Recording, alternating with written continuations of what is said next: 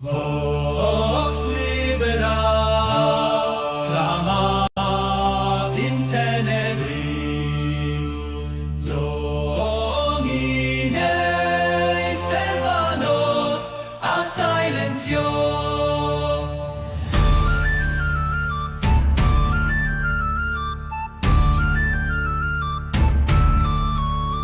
Tyrannis verba nostra celat, lingua e catene nos premunt. Domine, libera vocem populi, ut veritas in luce ste.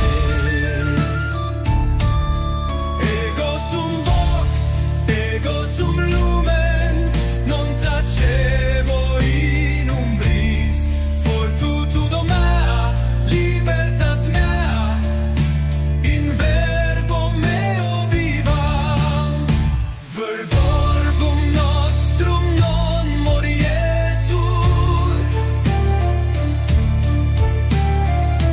libertas aeterna manet, Domine da nobis fortitudine, ut cantemus veritatem.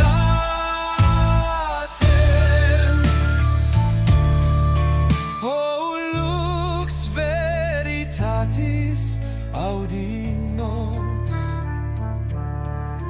vox libera semper eri.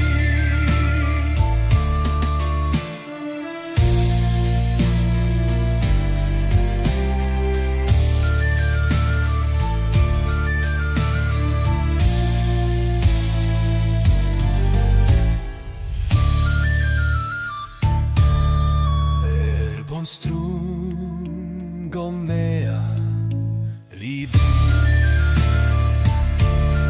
non tacebo in umbris, fortitudo mea, libertas mea, in verbo meo vivam. O lux veriberatis audi nos, vox libera semper eri.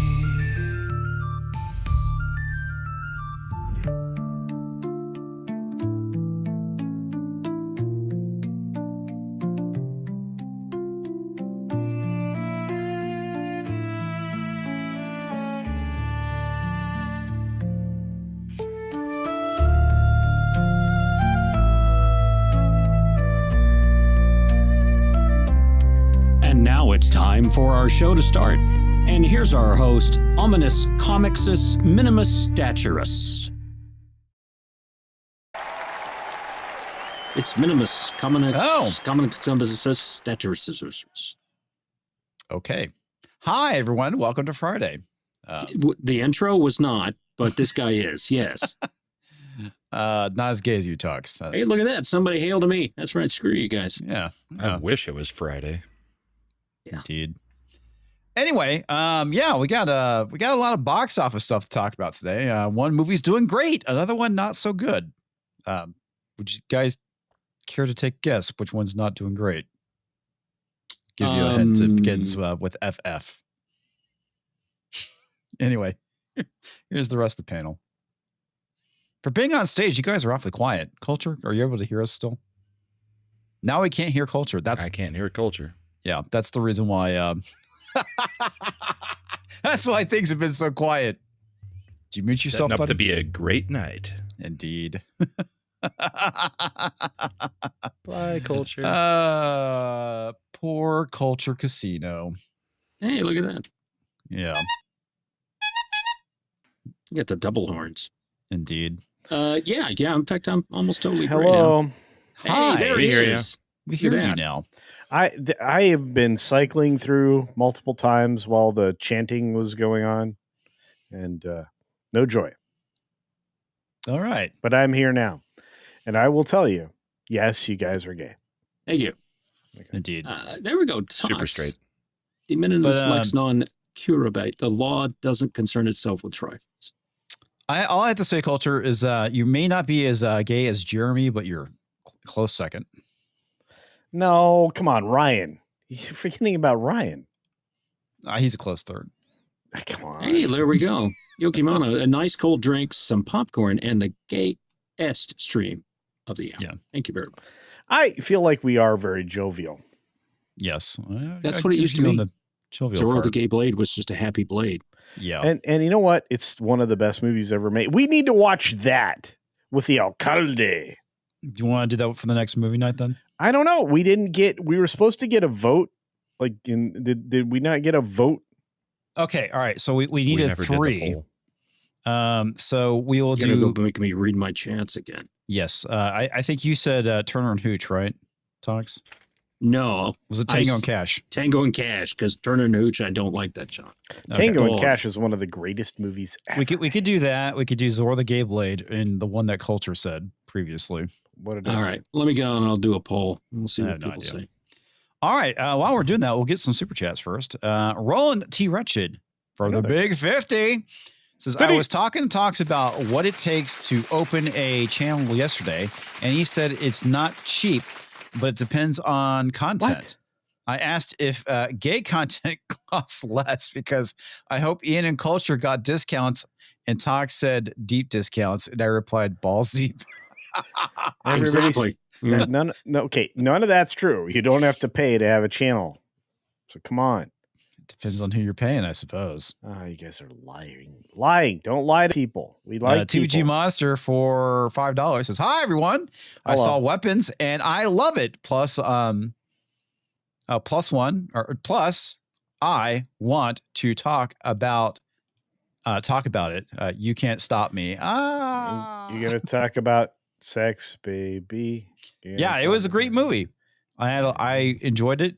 It was weird as fuck, and which means it was a great movie. So There you go. indeed. Also, Mr. HJ, is that Haywood Jablomi? Haywood. Joe Yeah. Lomi. Just became a member. Hey ho, hey ho, hey. Member ho. re-up. Happy Monday. Here's a gift. Gifty. Thank you. And Suchi Raptor for $5 sent an email. So I doubt F4 can be resurrected into profitability. I think a documentary on frogs or Tox versus Spider-Man may do better. Oh well. I can see a think you're Tox right. versus Spider-Man movie. I think you're right. See that making money? This is making a lot of money. A lot of money. Indeed. Also, TVG Monster for $5. In Weapons, I knew what was happening because I have good knowledge of the occult and witchcraft. D&D players will tell you never trust old ladies. Never. No. Never. Yeah. No. Because usually they turn out to be liberals and they're like way older or younger. Well, way older than you think. Hey, it's Latino Slant. I know Hey. that. I'll freaking beat the shite out of Galactus. Yes. I think that's true. I think, yeah. Roland says, it's Monday, Ian. Guess where I'm at? Home? Work Work? in a I mean, car. Gay Driving? bar. Yeah, On gay a bar. bus. It's nicer than what I was going to say, I suppose. Or less nice. I don't know. And also, Haywood Jablomi gifted a membership. Thank you, sir. Thank you. And look who decided to show up. Uh-oh. There he is. We've been waiting for this guy. Tox wanted you to show up for some reason. I was like, All right, let me share this. So, for those of you who may or may not know, of the 100 people watching, Comics Division is a Gayest. distant relative of a great prognosticator from the 1500s called Dixtradamus Dixtradamus. is the guy's name. So, he's like a And- distant cousin. yeah, and sometimes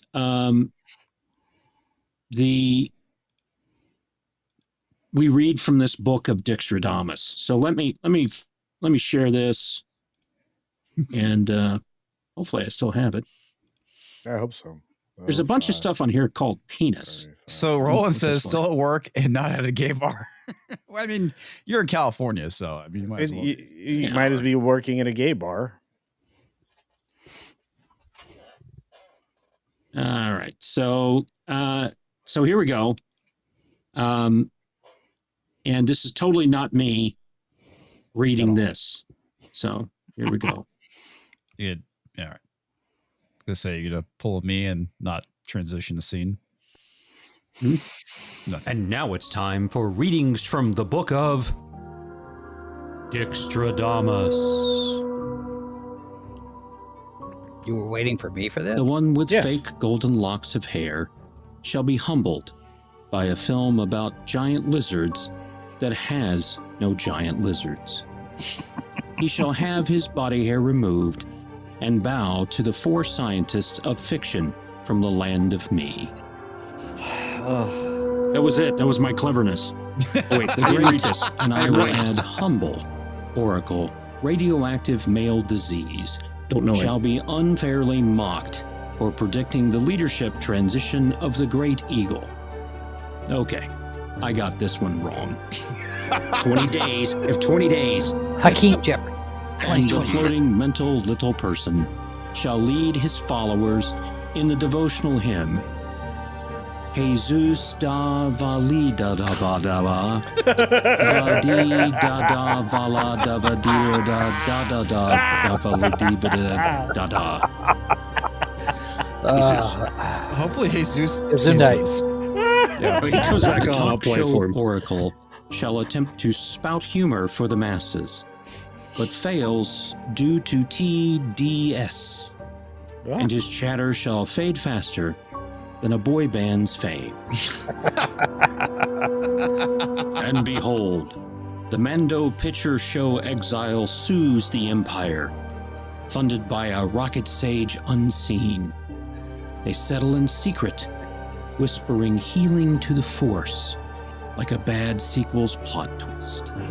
That's coming up, Roland. I've got like 300 of those sayings already. And the one with udders that stretch to the floor, full of spots of liver, shall be the greatest speculator of all time, leading to great wealth, as well as hammers and harlots for her spouse. This has been readings from the book of Dextradamus. Bravo. Well done. I'm not sure why he wanted you for that one. I don't know. I'm Well, guessing it it's has the- something to do with the dinosaurs with no dinosaurs. Well, the dinosaurs, that- yeah, and it was the Yeah.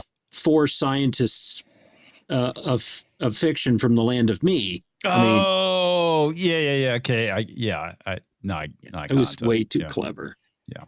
I think it was Yes. fine. that was pretty funny. Dava diva dava diva. And I had practiced saying that the way I'd spelled it, and Mhm. just totally mangled it when I recorded. I'm like, okay, I'm going with that. That's like the best, dude. Inagata Vida, baby. Hey, it's Annie Master. Oh, it's Mrs. Flu. She's just Yeah. right in there. Yeah, she is right there. All right, so let's head to our box office breakdown for the Yes, weekend, clever that guys. is. Clever that is. All right, weapons, which did pretty good this weekend, domestically 43 million. And again, this is a movie that was made on 38 million, which it's already heading towards profitability in its first week. Stuff that drove Hollywood. Let me ask, Word of mouth has our, been overwhelmingly positive. Yes, it has. what's our multiplier now that we use for figuring profitability? Is it It's 2.5 to 3? It's gotta be 2.5, I think, It- is what some people go with. I typically go 3 on the You safe got to side. go to 3. Okay. So 'Cause I was this thinking we could movie, do 2.5, but- if you ran up to 40, it needs to make 120 million worldwide for it to hit that break-even point. Actually, at that point, you're already hitting profitability because I rounded up 2 million. So yeah, I mean, it's pretty fucking close. 120 million's not out of the picture at this point, and the movie's been great. I enjoyed it. I actually want to take the wife to go see it a second time. because initially she wanted to see it, or she didn't. She wanted to see it. She didn't but realize what it was when you yeah. said, Yeah. I'm going to see weapons. Okay, I don't want to see that. Then she figured out what it was and was like, I wanted to see that. Yeah. So, yeah. Really, really good movie. What Sabretooth Raptor Verging said. on great movie. Yeah. Like I said, I try to keep things spoiler free for a movie that I really want to encourage people to go see. This is definitely one of them. It like I said on the FNT, this movie would have been better served if it actually came out in October. Because this is a proper psychological horror movie. It has a lot of really good stuff in it, and I enjoyed the hell out of it. It was pretty funny.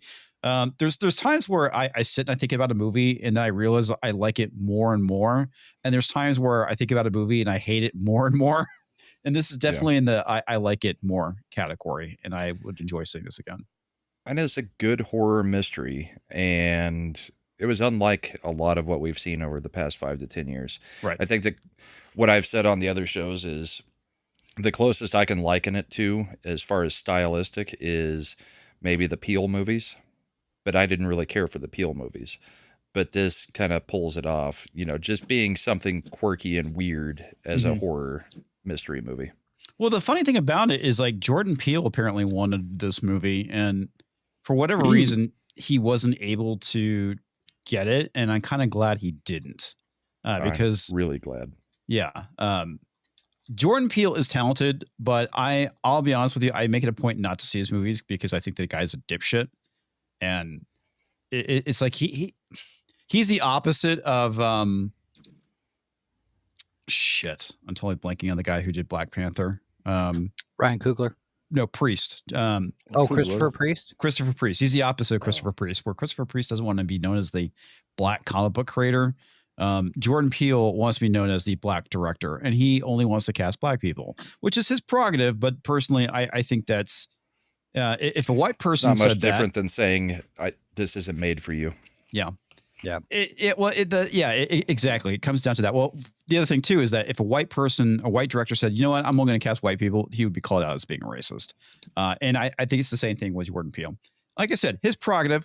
But because of that, I go out of my way not to see his movies as a result of that. So great job. You alienated the audience. And I'm glad he didn't get this movie. Because quite frankly, there's a lot of things that fell into place that made this movie successful. Pedro Pascal not being in it is one of them. The other one is Jordan Peele not being the director of this movie. Yeah, because if they had turned this into a racial undertone movie, it would not have been the same movie in any way. Right. They only had just a little bit of politics type stuff regarding, teachers. And that's about it in this. I mean, the rest of it is just horror mystery. Yep. It's like a movie that we used to get 15 years ago. Imagine that. Yeah. Like M. Night Shyamalan before he went insane and started making crap movies. Yeah. But yeah, I'm curious to see what it's like on a second watch, knowing the mystery at this point. But like I said, great movie, worth seeing, definitely worth your money. I personally give it an 8.5 out of 10. Mainly because I'm a bit of a harsh critic, and I think that is, I think a 5 is dead average. And a lot of people are like, oh, that's a low rating. And it's like, no, that's average. So yeah, it's 50%. I'd be right around the 8 to 8.5 as well. Fair enough. It's not a genre I really care for. So, I mean, getting a high score in a genre I don't care for is pretty high praise from me. I am looking forward to The Conjuring, also in the same genre. I've seen a few of those. I think that like the last recent horror movie I watched was Insidious: The Red Door, which I thought was a perfectly serviceable horror movie. But the Insidious series and the Conjuring series have been, just good fun horror movies. Yeah. I mean, they're about the only thing that's been going long term at this point that is still worth watching. But yeah, I'd say this was better. Better than maybe most of The Conjuring, except for maybe the first two and the first Insidious. I'd put them kind of on par with each other. I never saw any of the Insidious movies except for The Red Door, so I'm not super familiar with them. But I did see the first Conjuring movie, which I thought was pretty decent. And I just remembered I was watching it with my wife, and she was freaked the fuck out. I'm like, it's all right. It's not that scary. She's like, what do you mean it's not scary? It's like, it's not that scary. Come on. Anyway, but that's the demonic possession stuff tends to be more scary to me than the monster type thing. Like Paranormal Activity can actually do it a little. The Exorcist was pretty scary because that could be real. I mean, I kind of get the more realistic stuff being more frightening because a really good example of that is during that time period, The Walking Dead was on, and you had Homeland. And Homeland, I found to be a lot more of a tense and intense watch than The Walking Dead, mainly because Dane Russian spy. Yeah, okay. Yeah. It wasn't Russian She was spy. good in that one. She was really good. It had the dude from Band of He was a Brothers. Manchurian Candidate. Yeah, he's kind of thing. Yeah, he was And basically he was captured in by Billions. terrorists. Yeah, he's the redheaded guy in Billions. And He's a great actor. The captain in Band of Brothers. Yeah, ended up being the major whatever. He had a show on NBC where I first saw him. Life. Life. Okay, yeah, Life. that's what it was. Life. Yeah, that was a Really great good show show. too. He's great in everything. Yep. Yeah. The way he purses his lips at all times when he's resting reminds me of Two-Face from Batman the Animated Series. Once you see it, you can't unsee it. Now I'm thinking he might not be a bad Two-Face in this. I think he would be DCU. a great Two-Face. That's interesting. But yeah, overall, I'm not a big fan of torture porn or slasher films. I mean, like the Saw stuff, I'm not a big fan of. Yeah. Yeah, me neither. Yeah, I remember like I think the last and only torture porn movie I think I watched was Hostel, and I'm just not a fan of that shit. Because that stuff could really happen. That was just gratuitous. Yeah, but there are some hardcore gore scenes in this. Yeah, About I mean, 3 of them. There is.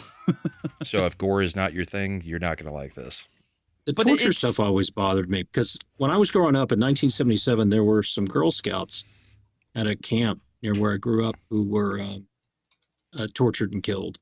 Mm-hmm. It was all over the news about this stuff in graphic detail. And you just, when it's real and it's happened, then that stuff, it's just, there's no entertainment value in that for me.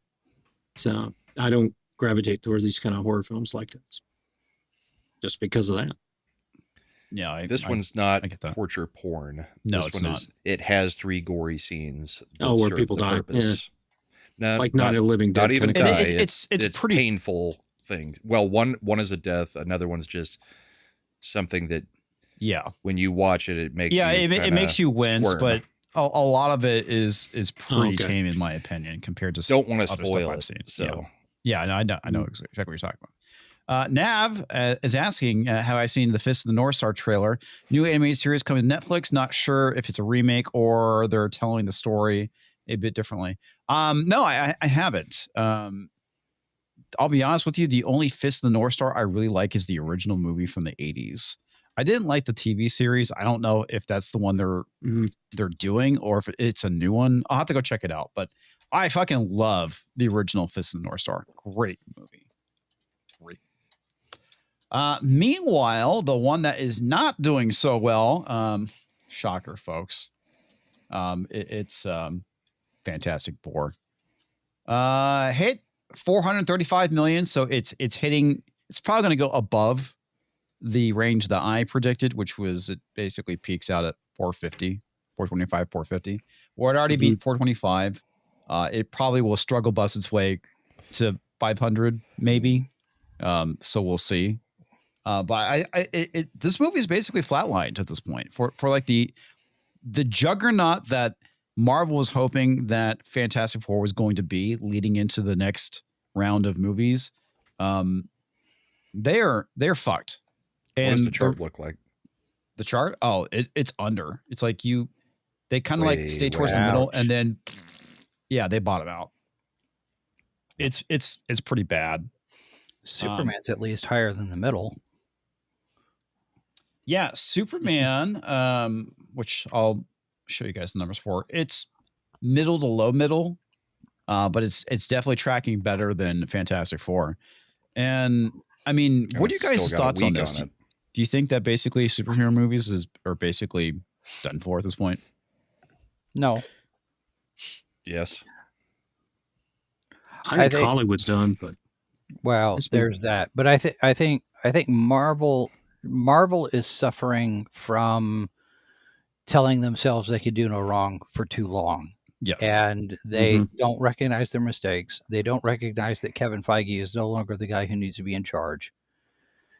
And because of that, and whether Bo DiMaio is telling the absolute truth when he's talking about all of the egos, that was a vicious post. If even half of that is true, Marvel needs to completely clean house and bring in some fresh talent. And DC's got a shot in doing something new, doing something fresh. They're starting over again. And Gunn has the right attitude in that we're not going to greenlight a movie without a script. And that's something that Marvel has been making a mistake on for the last, 5-6 years at least. And it's caught up to them. And the political messaging and the ideological stuff and the I Feel Seen Karen crowd dictating all of the stuff that's been going on in their movies for the last 2-3 phases has done enough reputational harm that even if Fantastic Four was the best Marvel movie they ever made, nobody would go see it because it's the exact opposite of Guardians of the Galaxy. When Guardians of the Galaxy came out, nobody knew who they were. But Marvel had established a track record and a reputation at that point so that if you slapped the name Marvel on it, anything, it put butts in seats. Yeah, it put butts in seats. Now it's like a Hugo Award. Oh, I don't want that. I'm not going to read that. I'm not interested in that. It's the same kind of thing. They've smeared themselves and tarnished themselves so much, and then of course the Disney stuff doesn't help on top of that. But Jason, it's the audience. They're not as smart as the critics Actually, think they are. The audience is a lot smarter than Marvel gives them credit for, because if Marvel really wanted to put out some good movies, they would start leaking their first drafts of the scripts and then just taking notes from what everybody says about the leak. Like our ideas for Fantastic Four were better than what we got. Galactus should have won. They should have then been transported into the universe that Marvel is happening in. Yep. And then they're the warning, that the Silver Surfer's headed that way at some point and that Galactus is following. You go 4 or 5 movies and have Galactus as the big bad guy, not a throwaway villain in a one-off movie. Yeah, I mean, Galactus is definitely a character you build up to, a villain like Thanos. Yeah, he should be Thanos level character. This movie, and they basically defeated him with just the 4 of them. This movie was done when Pedro Pascal was cast. The 2 of them, the 2 bitches. Well, this and the reason wouldn't have happened without Reed's invention. Sorry, go ahead, Tux. I would say this movie was done when Pedro Pascal was cast. I agree. 100% done. And everybody knew John Krasinski needed to be in there. They needed to make a movie with him. And Hollywood is too stuck up, right? And like, we're not going to make that because that's what the fans want. They got too caught up and they know more what people want than the people, which is a very authoritarian view. So Hollywood went from being the thing that bucks the system, that bucks the authoritarianism, to becoming the instrument of the authoritarians, like Rage Against the Machine. Right? And so that's what's happening is you keep telling the people they don't know what they want, they don't know what they like long enough, they eventually just stop listening to you. And that's what's happened. They've reached apathy, which is not where they want to be. Now, there's an article I don't know if we're going to cover, but I had sent that to the group. Which one? The one about the union. Oh yeah, we're going to talk Hollywood. about it. Yeah, that was the one I was reading right before we went live. And I don't feel sorry for these people at all. You're just the end of the remnants of that stuff. You're the last wagon wheel maker in the West.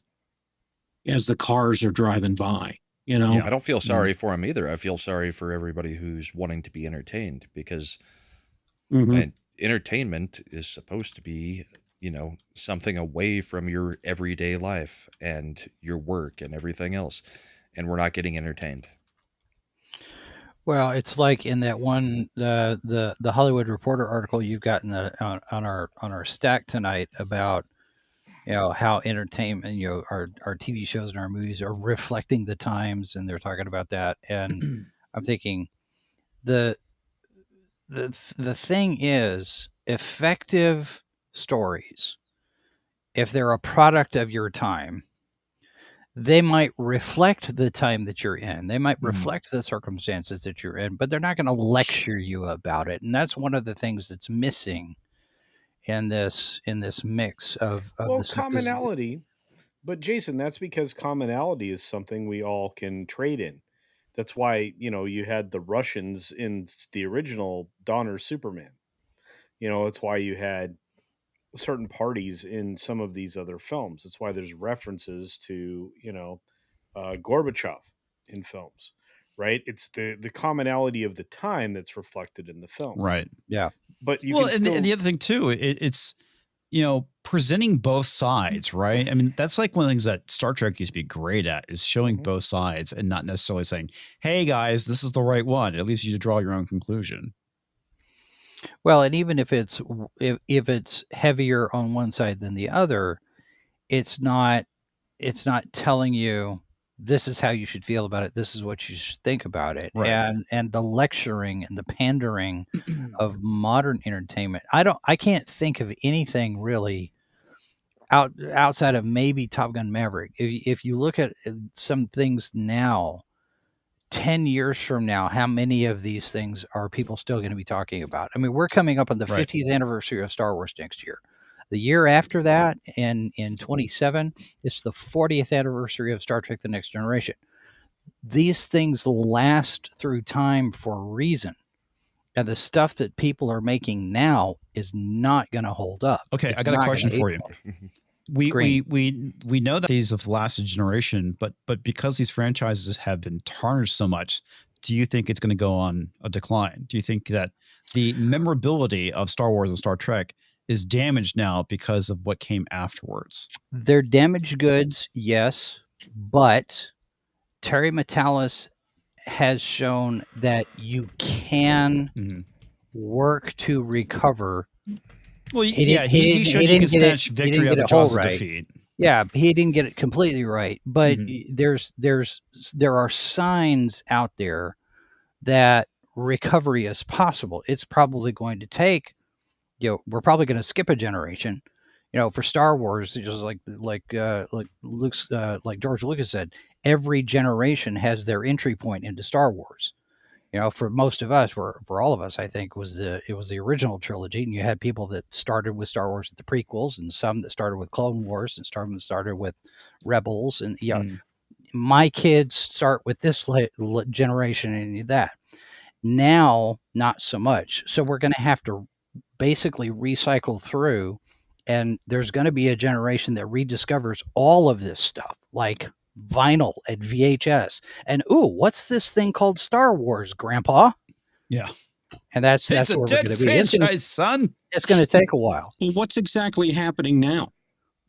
Look at what the kids are watching. You know what they're watching, and stuff we watched in the 80s and 90s. So my kids are watching. That's the music they're listening to as well.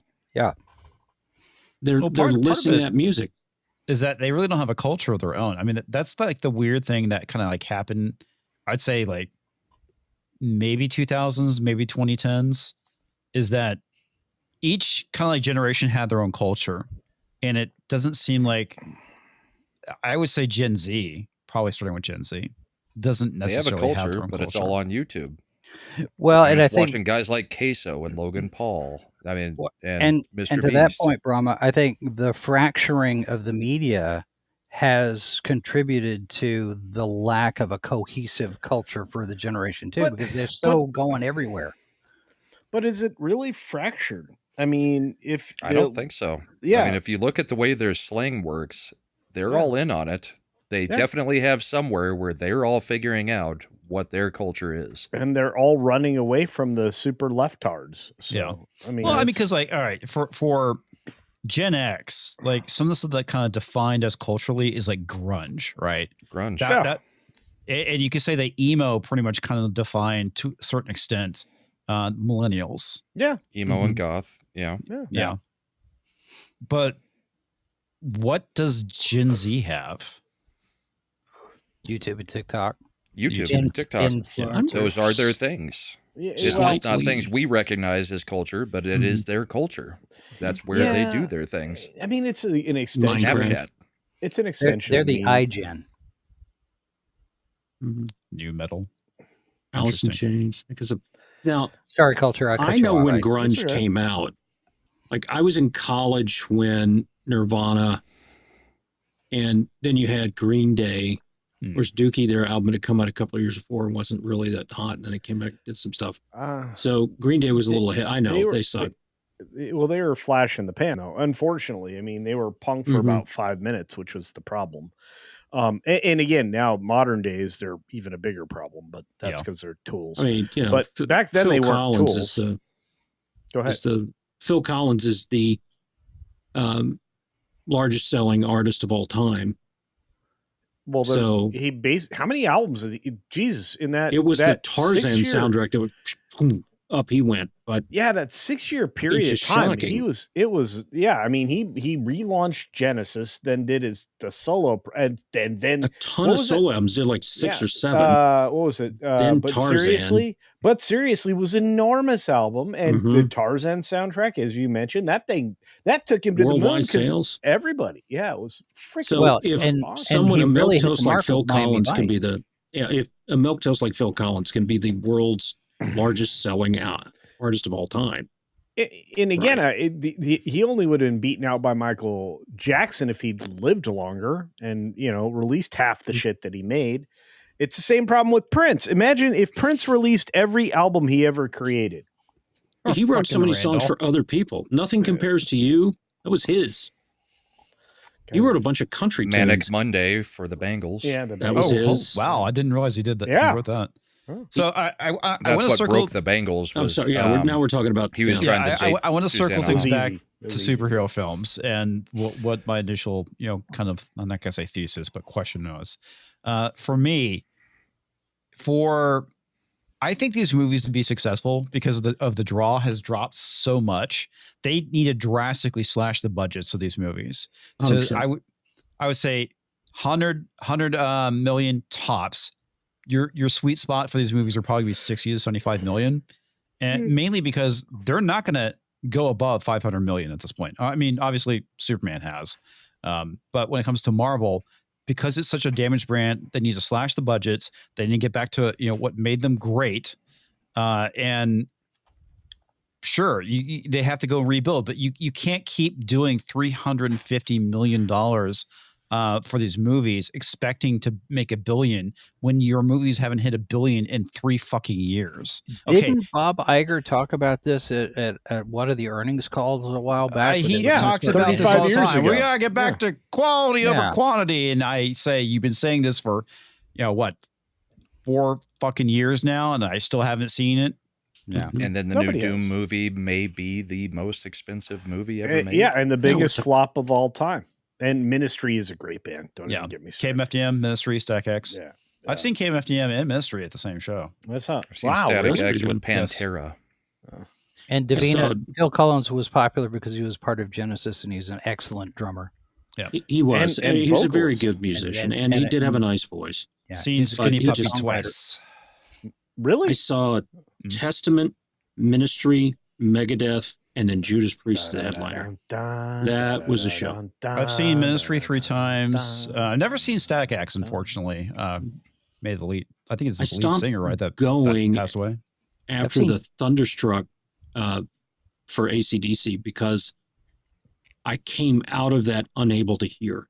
I start wearing earplugs, man. I'm too old to. Yeah, I take and my. we got mosh pitted up, and all that kind of stuff came from there. And everybody sounded like the Chipmunks for a month, and that's when the tinnitus started happening, all that stuff, and I just couldn't go. I take my gunnery, my range cans with me. So All right, so because- don't I saw take Kenny firearms Rogers to once. a concert. no. I just take the headset to block the Mm. audio. How about this one? Saw Metallica, Korn, Kid Rock, Power Man 5000, System of the Down. All That on one sounds- show. that's that a sounds ri- like that's Power a Man good lineup. 5000. That's an amazing good lineup. Sounds lineup. like a It That was Damn Show crazy. kind of a lineup for Mhm. At Mile High Stadium. Nice. Oh man. Yeah. I've seen Nine Inch Nails at least 4 times. I've seen never them seen a lot. Front 242, unfortunately. I saw Anyway, I back saw back to Front Supergirl. 242. Sorry. Yes.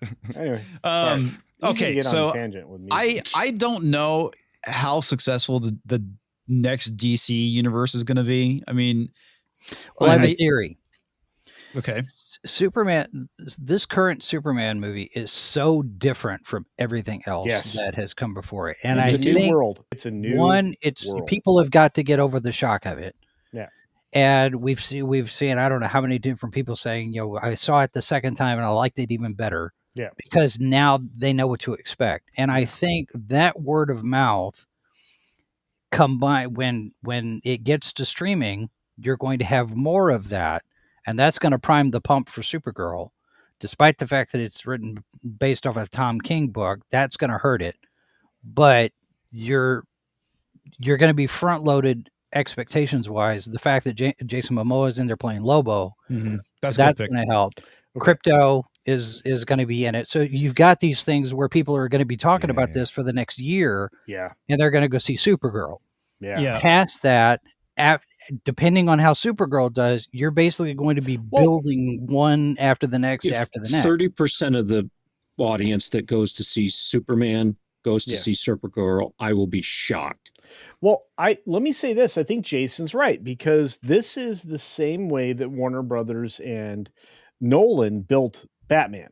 Batman didn't make was the first Batman film with Bale, Christian right? Bale. Christian Bale. Christian Bale. Okay, Yeah, the Bale Batman, that first film didn't make all that much money. It was the beginning of something.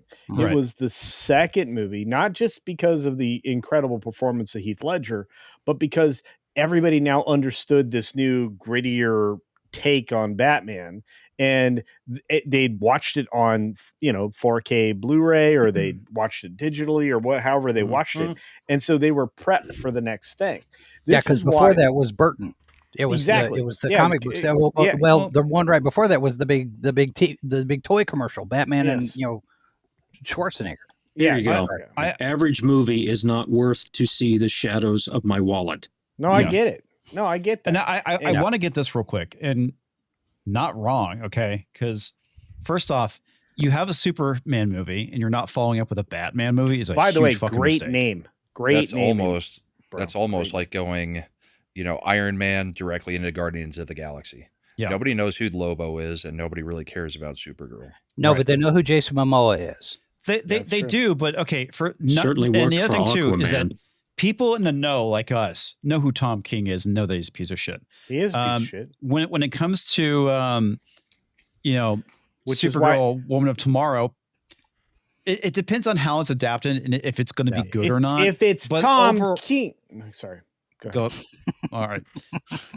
Tom But you're King right. is a shitty writer. Okay, first off, he only knows how to do two things. One is be a CIA agent, and the second one And is lie write about about Therapy. and write about personal trauma, because that's like literally everything he did. He actually had one good series, which was Mr. Miracle. Mr. Miracle. Thank you. I was trying to remember it. Now the Tom thing says he's is, not writing. I know Well, he's he's not not writing. writing. It's based off his stuff. now if it's done right and you get a good Why is Tom if not you in get a there? good Supergirl movie, then Hey, you're going to be Sherry. okay. The other thing is, you're right. Sure. Comics. What's wrong with Red Lobster? The general population is not going to know this stuff. No. And they're not going to care, because if somebody tries to educate them on it, they're going to go blah blah blah the Greek, Okay, and they're going to tune out. Yes, but then, So- okay, look, the girl playing Supergirl. She had 3 minutes. We can't get a real good sense of her performance yet. She was good in House of the Dragon, but Yeah. she's also not extremely appealing. She has a Visually. shovel face. We'll just say it as it is. Her face looks like she got hit with a shovel, Yeah. a round shovel. Okay. No, You can just say it. No, a Chicago snow shovel. that's probably more. It's like Or is it gonna wrinkles be in about it snow? and stuff. It's like I mean, it's she got- looks okay it's in like- the suit. There's some But- bacon, Yeah. like But some Mr. bacon Tickletrunk shape. does have a point. I didn't care about Guardians of the Galaxy. Now I do. We shall Yeah. see. If Right, you but they make had a like good 7 movie, successful movies before they That's- went to that's a what I was gonna weird go to. side character Yeah. thing. Yeah. It wasn't Yeah. just If- second movie of the they didn't series. just- We're going yeah. to crazy. so If this they basically Supergirl's said, byline is wham bam, thank you, ma'am. yeah, if they actually did, okay, we're gonna start off with Superman, we'll then do Batman, and then Wonder Woman, a Justice League film, and then we introduce characters like Supergirl. That would I probably be wouldn't even smarter. do the Justice League that early. I would Well, do Superman 2, the Batman schedule- 2, Because you got to Wonder bring Woman the but 2. hang villains on. in for Supergirl. Gunn's schedule, the way he's got it is, if the script's not ready, we don't go forward with It it. was. And that's a smart fucking thing. And Because it that's is a the very mistake smart that thing. Disney's been making. But hang on a minute. He's also relying too much on something he thinks worked That's for funny. Disney, which is like the streaming shit. Like he's thinking Peacemaker is helping build this world, right? He's thinking Lanterns is going to help build this world. Okay. But he's Uh, also said that you don't have to do homework to see one for the other. Okay, Well, but I Which is good. I want to get this one because you're right, Tom. They had no connection to the MCU, but it was still an MCU movie, and there was a lot of good faith with the MC. We're talking MCU during about that when time it came period. out in relation to the rest of the origin stories. Yeah. I mean, they had already established main characters before going Because to the what side went first? character Iron thing. Man. Yeah, Iron Man was. Iron Man. well, Iron Man. technically, Thor. Hulk was first. Yes, Oh. but nobody counts Technically, that. we all consider Iron Man the start of the MCU. But it counts because Technically, Blade was first. because they've gone back to it now. Because William Hurt came forward as mean, Ross. So If you want to go that route, Tox, I could say technically Doctor Strange back in the 70s was first, but Yep. We could. but no, actual MCU, it was technically the Hulk, but nobody counts it. Mhm. Which one? There were two. the Eric one with Eric the one with Bana. no Wasn't the it? Edward Norton one. Yeah, Norton it was the Norton Edward one was one. part of it. Yeah. Norton. Yeah, that was the first one. He has really played off of that Fight Club thing, hasn't he? Well, he's American actually kind of a History good- X. I mean, he had a lot of stuff Oh Yeah. yeah, for a very long time. He honestly, I think, made a pretty decent banner, and He did. Yeah, in American History X, when he was jacked, he looked fucking scary as a skinhead. Well, and I It's like like- the fact too that the Norton Hulk movie Incredible Did Hulk it? came out after Winks. Iron Man. I thought so. did it, I thought it came out before. but I like Was the Edward fact that Norton's- it no. that it Edward Norton's Norton. best was Death to Norton Snoochie. Norton's Hulk was before Iron Man. Let me look. Okay. But I like the fact that it winked at the TV show. Well, 'cause it had okay, the Incredible music Hulk was signature and- 2008. Iron Man was what 2010. No, 2008. Both came out the same year. they were just months apart, Jason. Oh, okay. And here's the thing, right? I felt like well, first of all, Hollywood hates Norton. Norton's not easy to work with. He's kind of a jerk in other ways. So he's got a bad reputation. He's still a phenomenal actor. He's a great producer. He's a guy that wanted to make films. He decided that was his next goal. But set all that aside, they couldn't go forward with that Hulk, so they didn't. And we ended up with Super Douche Canoe later on. But I have to say that when you moved from the first Iron Man movie forward into the MCU, you established characters and built them very well before you brought in, the fucking dregs. And Disney, all they fucking do now is the dregs. We get facsimiles of characters we used to love replaced with a gender swapped, racial swapped, or otherwise diminutive figure, replacing the people that you used to enjoy. And that is the worst part of what Kevin Feige built. The feminine frame of Marvel is what we ended up with, and what I call the gynocentric development wheel. That's the engine. That's the framework upon which everything that we've seen since Endgame was built upon. It was the feminization of Marvel. And Disney accomplished what they set out to do with taking the boy brands that they acquired, Star Wars and Marvel, and turned them into chick stuff. And also consider too that at the same time this is going on in the Marvel movies, it was going on in the comics. Which is disastrous. The movies were behind the comics, so that when you go and you see the Iron Man movie and you see Tony Stark as Iron Man, and you want to go read an Iron Man comic book, you're getting Riri Williams. You go to get a Hulk comic book, and it's Amadeus Cho. Yep. You go to get a Thor book, and it's Jane Foster and not Thor. And the comic books are kind of starting to swing back away from that a little bit. That's a general impression I have. I haven't read a comic book and I don't remember how long. Yeah.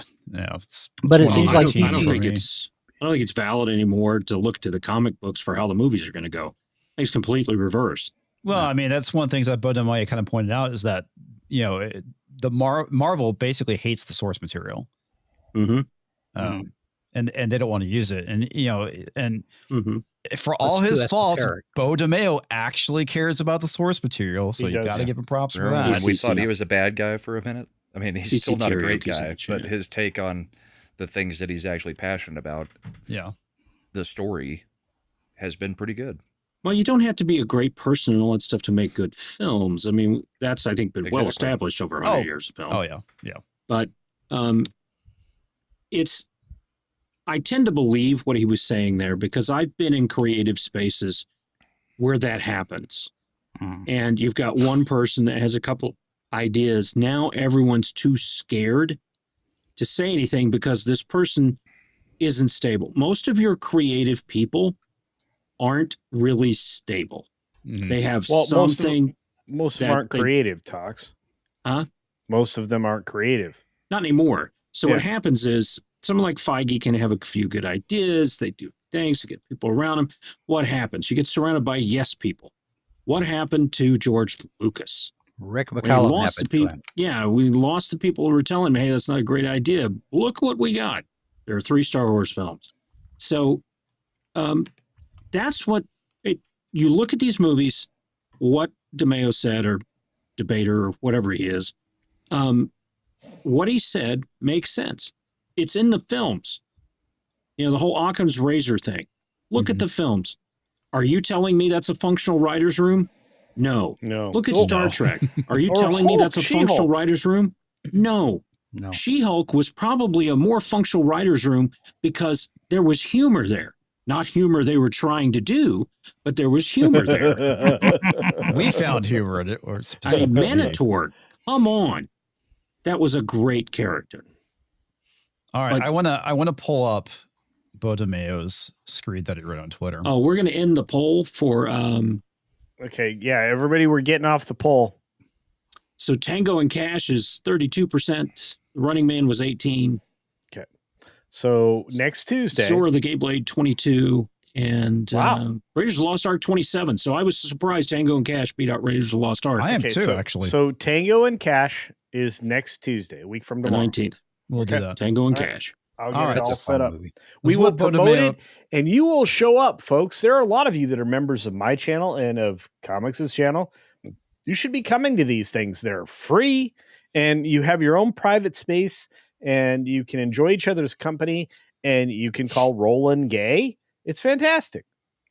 Yep. And send me an email at toxicmanflu at toxicmanflu.com if you are one of the members on YouTube. At the levels you can come see these, and then I will give you a code so you can get access to the Comics Division site and get to see all the backlog. Okay? Yeah, we got a lot. There's a lot of backlog. You got all the backlog now, Tox? Can I delete some stuff? Excellent. Okay. Yeah. No, I didn't get last week's. I got to get last week's. So we can get everything else. All right. I think they have a pill for that. Indeed. Yeah, they do. All right. Stuff. We got to do shirts too. Bo DeMeo. The Mayo. Hold says, the mayo. To those asking why I'm not so hard on Superman, the answer is I've never worked with James Gunn or DC. I'm not really gay. Sorry. Wow. Oh, he's really gay. Like Mac Chapman and the writers of Fantastic Four, I've sat in the creative meetings at Marvel Studios. They're horrible. Yeah. You basically sit in a room with Kevin Feige and Lou D'Esposito, and try to pitch your movie while also realizing that Kevin just wants you to dictate his rushed thoughts. Victoria used to be in these, but Kevin and Lou had so mistreated her. Fuck that lady. First off, she's the one who wanted to do the X people. Mistreated her that in one of my Blade meetings, she just showed up with sugar cookies and baked. She baked to help improve morale. Wow. Good Lord. You're even told not to try and pitch ideas from comics because Lou isn't a big comic guy and it turns him off. What the fuck do you think you're doing, man? I mean, it's a comic book series. It's a comic book series of movies, and you're telling them not to pitch comic book stories is retarded. That also means you're a horrible salesman then. Yes. If you know that he doesn't like comics, then pitch him a comic book idea without mentioning that it's actually from a comic book and pitch it like it's your own idea. Then he doesn't know that he hates it because, I mean, it's not like if he hates comics that much, he doesn't know what's actually in the comics. Well, right? okay. I mean, I get what you're saying, but the first thing is he shouldn't be there to begin with because he hates comics and these are comic book movies. But if that's who your boss is and that's who you're dealing with, then adjust your sales pitch to him to get what you need out of it by adjusting to the things that you know he likes or does not like. I mean, that's what a salesperson would do. But you know what? As a boss, okay, let's say I was in charge of this stuff. I don't like most comics either. I like some. Like, if I was in charge of this, there would be a Sergeant Rock film. Done. Oh, but, yeah. Yeah. For DC, yeah. For DC, yeah. And it wouldn't be super over-the-top expensive. Toxic Man flew over Marvel. We need a Sergeant Rock film. That's DC, sir. I don't care. Can't give a shit. I have to tell you. I have to tell you. Sergeant Rock with a C. They're fighting to get it made, right, Jason? I mean, they're trying to. It's like, back burner now. I think it's kind of a Deadpool kind of thing. They'll finally get it done, and then the movie will be so good because it's a movie. It was made somebody with passion to do it. So I don't need to be in charge of these movies and need the ego rush of doing that. What I need is people who are passionate, bringing me ideas, and then going with their ideas, whether they're a comic book or not. That's what you should be doing. And if you're in charge of these studios and you're just being a pariah, again, this makes sense based on the product that you see. Oh, absolutely. It's just like seeing a bad baseball team or a bad football team or a women's soccer team playing a 12-year-old boys team. You know there's something wrong. Yeah. Well, the women are going to lose. It doesn't matter. Yeah. Oh, yeah, 10-0. But that's, All right. You sit and talk about craft and story and characters only to have Kevin and Lou say, yeah, well, all we need to do is make sure it's fun and et cetera, et cetera. And well, the funny thing is fail on that side too. Yeah, they're not fun either, which is the part I find fucking hilarious. There is no spark. There is no vision. Well, that's pretty fucking obvious. And it's good to see this coming from an insider. This is shit we all knew, but we now have, for the most part, the proof. Provided that Bo DeMeo isn't making shit up, but I have a feeling he's not based off the product we've been seeing. Yeah, it's product. Yeah. Product we've been seeing and product we saw from him. It's easy to believe whether it's true or not. Yes. Oh, yeah, he actually made something good. X-Men 97. X-Men 97. That's true, he did. I think the Blade would have been good. No, it would not have been Wesley Snipes. And yes, they wasted a lot of Wesley Snipes, in the cameos that he could have done in some of those MCU movies would have been great. Yeah. But I think that they had a good casting and they could have made it work. Yep. Marvel is a slaughterhouse factory where you watch fresh meat get spoiled as it slowly makes its way through the assembly gears of mediocrity. Thinking and this is weird hatred for their own product. This is why Rob Liefeld isn't just some bitter old man talking about the comic books writers is met with open contempt. I had to fight to get the Leewolds involved. Yeah, the Lee Walds are the producers on the original animated Oh, okay. show. Lee Walds involved for X-Men 97. And even the dismissive news with which Dana Vasquez Elphart spoke about them, basically telling me the OG creators were meant to be seen and not heard to appease fans. Wow. Holy fucking shit, dude. That is, I mean, talk about not understanding your fucking core audience. Right. And not just not understanding them, but actively pissing on them. That's pretty fucked up. I wanted to co-write an episode with them, and that was Data's response. I even remember wanting to talk to Chris Claremont and being shut down, or wanting Joe Madureira, yeah, I think is how it's pronounced, to do posters, just as I was scolded for being too friendly with fans or coming off too much as one. I tell you, wow. Joe Mad posters would have killed. It would have. They would have been great. They absolutely would have been great. Yeah. Well, and not only that, it's like the idea you're being too much of a fan. Well, first off, you should be a fan. Bo DeMeo apparently did nothing wrong, except like Marvel, and the fact that it's like that was the guy who did Secret Wars. He's like, oh yeah, I was encouraged not to read the comics. It's like, why? You're literally adapting a comic book run. Why would you not read it? It is very your dream apparent. job. I'm sorry, that doesn't qualify you in any way. Yeah, even though that's you have directed other fucking things, retarded. we can't have a fan doing it. No. Well, it's like J.J. Abrams took over Star Trek. I knew what it was going to be. Star Wars and Star Trek. Yeah. And I enjoyed the films. I did. I enjoyed the new crew. I enjoyed the films because they didn't really rip out too much going on. Yeah, they did the Kelvin timeline and all that stuff. I get it. But I like the Kelvin stuff. That opening scene of the first film with Thor doing, Chris Hemsworth. Yeah. Chris Hemsworth doing all that stuff. Pretty good. I thought that was some of the best cinematic Trek we've seen from that standpoint. And I loved Greenwood as Captain Pike. I thought he was really good. And I liked the cast. It didn't go that bad. It was so bad when the guy that was Chekhov Yeltsin, when he was killed. Yeah, that sucked. Yeah. But I was looking forward to more films, and they were making about what Star Trek films make. From that standpoint. Yeah, Sabotage. I love that. When that was going through, I was like, oh, Bill Shatner has to be pissed. Because they made fun of him for the way he pronounced sabotage. And Shatner's 94 and still going. Yeah. Dang. I enjoyed that film the children's blood. I enjoyed the film up until the title card.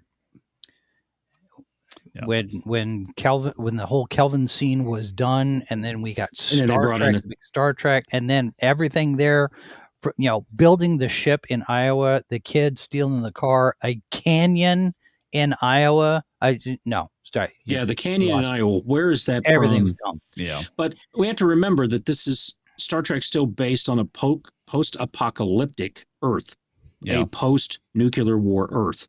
Yeah. So there's changes and stuff inside of that, but the crew has to mix together. It was Nimoy, DeForest Kelley, and Bill Shatner, right? And I thought Carl Urban was the best McCoy. He was fantastic. He did a great job, and I know that Culture needs to leave soon, so let's plow through this. Yeah, we'll get him out. Yeah. Okay. This was in a meeting where I pitched that. We could use Blade as a chance to pick up the dangling threads from Doctor Strange when it came to Wanda and the Darkhold. We could use, was it Barney and the Darkhold cultist? One of my drafts opened with Deacon Frost tricking some British explorer to trek up the mounts. Well, I'm not going to try and say it.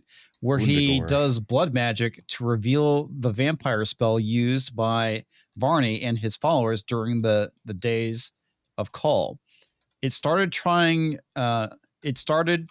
some of these threads together. Right. I guess it meant tying. Yeah. I even had the same monsters from Doctor Strange show up to kill the explorers before Deacon reveals he's a vampire and kills them. Up until that point, he'd been covered against the cold and daylight. That makes sense. This was set before Doctor Strange 2, so a lot of the stuff played ironically while also having Frost give us more details about Shethon, who only glimpsed in Doctor Strange 2. To Kevin's credit, he liked the idea as well as my pitch that magic is to Blade what snakes are to Indiana Jones. He hates magic, but then Lou felt it was too comic book while Mahershala Ali bumped on there being magic in the film tonally. And then I watched as them and the Nate Moore picked it apart, and we were off to a new draft. It's broken machine, and so I can see where Matt and his team probably have great ideas, only for Marvel arrogance to destroy them. Wow. I am tired for you having to read that. Yeah. Yeah, and it was a first draft too. So Mahershala. Yeah, Mahershala. Mahershala. Yeah, Mahershala. And all right, yeah. It's why whenever I record videos, I typically read things multiple times to make sure I'm not completely fucking it up. But yeah, and that's why there's also like slang in this too. It's hard. Yeah. And I like to actually record with you, so you only read once. So anyway, we're definitely getting a peek behind the curtain of how bad things are. Why are you guys making it worse for your if I don't read this? We're not. Because he never asked anybody else to do We it. are supporting him. Yes, yeah. We're trying to. It was why we had Corey for the longest time to read stuff instead of my retarded ass, but it is what it is. Corey has a great voice. But at the end of the day, we're seeing says hi. I talked to him the other day. Oh, says hi. Loves everybody. I hope he's doing well. Okay, well, we love him too. He's getting better. He's getting better. Yeah. But, this is a peek behind the curtain of what the hell is going on over at Marvel. And again, provided that Bo DeMeo is telling the truth, I don't have any reason to doubt him based off of the product that we've been seeing. And the fact that with the truth bomb, the last guy that released anything good from Marvel is Bo DeMeo. So which is crazy. Yeah. And yes, I agree with all that, but also anytime you're taking disgruntled employees' opinion, you've got to take it with a grain of salt. Yeah, I agree. Well, and the other thing too I thought was interesting is that Kada basically comes in basically saying he wants him on Blackstreet, and he says, "Let's talk." So that would be kind of cool if Kada gets him on Blackstreet. That'd be really good. Yeah. And I you know what? I agree with you, Brahma. Disgruntled employees, you got to watch that stuff with a grain of salt. But looking at the product on the screen and how it's come out, it just I tend to believe what he's saying here. It's an Occam, disgruntled employees have Occam's bad things to razor say moment. about employees or employers. Yeah. And I agree with you. I agree with you on that. But sometimes disgruntled employees aren't wrong either. And I know culture needs to get out of here, and we're bringing Tom in. So Tom is the epitome of disgruntled. So there's that. That's right. I hate. Well, he just hates me. That's why he doesn't show up on the show anymore until I'm gone or almost gone. Well, I mean, we have this plan. Whatever. I'm going to see you in like 2 weeks. So shut up. I know. This is when the show actually starts. You're going to see him naked? No, yes. It's he'll probably try to show me his penis. I'm sure. Actually, a little longer than 2 weeks that I'll be seeing you, but it's extra. Fine. It's fine. Right, you better bring a microscope. I know this much. Marvel's dead. DC might have a chance to resurrect itself, and I dropped 4 videos today. So if you're looking for entertainment, saw one of them. Thank you. If you're looking for entertainment after the show, I gave you 4 pieces of entertainment that you will appreciate. And tomorrow, I'm going to educate you about the absolute the most terrible thing that happens to humanity, Harry and Meghan. That's right. So tomorrow's morning video is Harry and Meghan. So eat that. On that note, I can't wait to hang out with you guys soon. And I had a good time tonight. And check out my channels, all of them, and follow my friend Tom, who was a little bit tardy this morning, but made up for it. So there's that. And You're not supposed to use that word. Yeah. I thought he was retardy. No. He's just regular tardy. He slept in. I actually was jealous, to be fair. So on that note, Campione.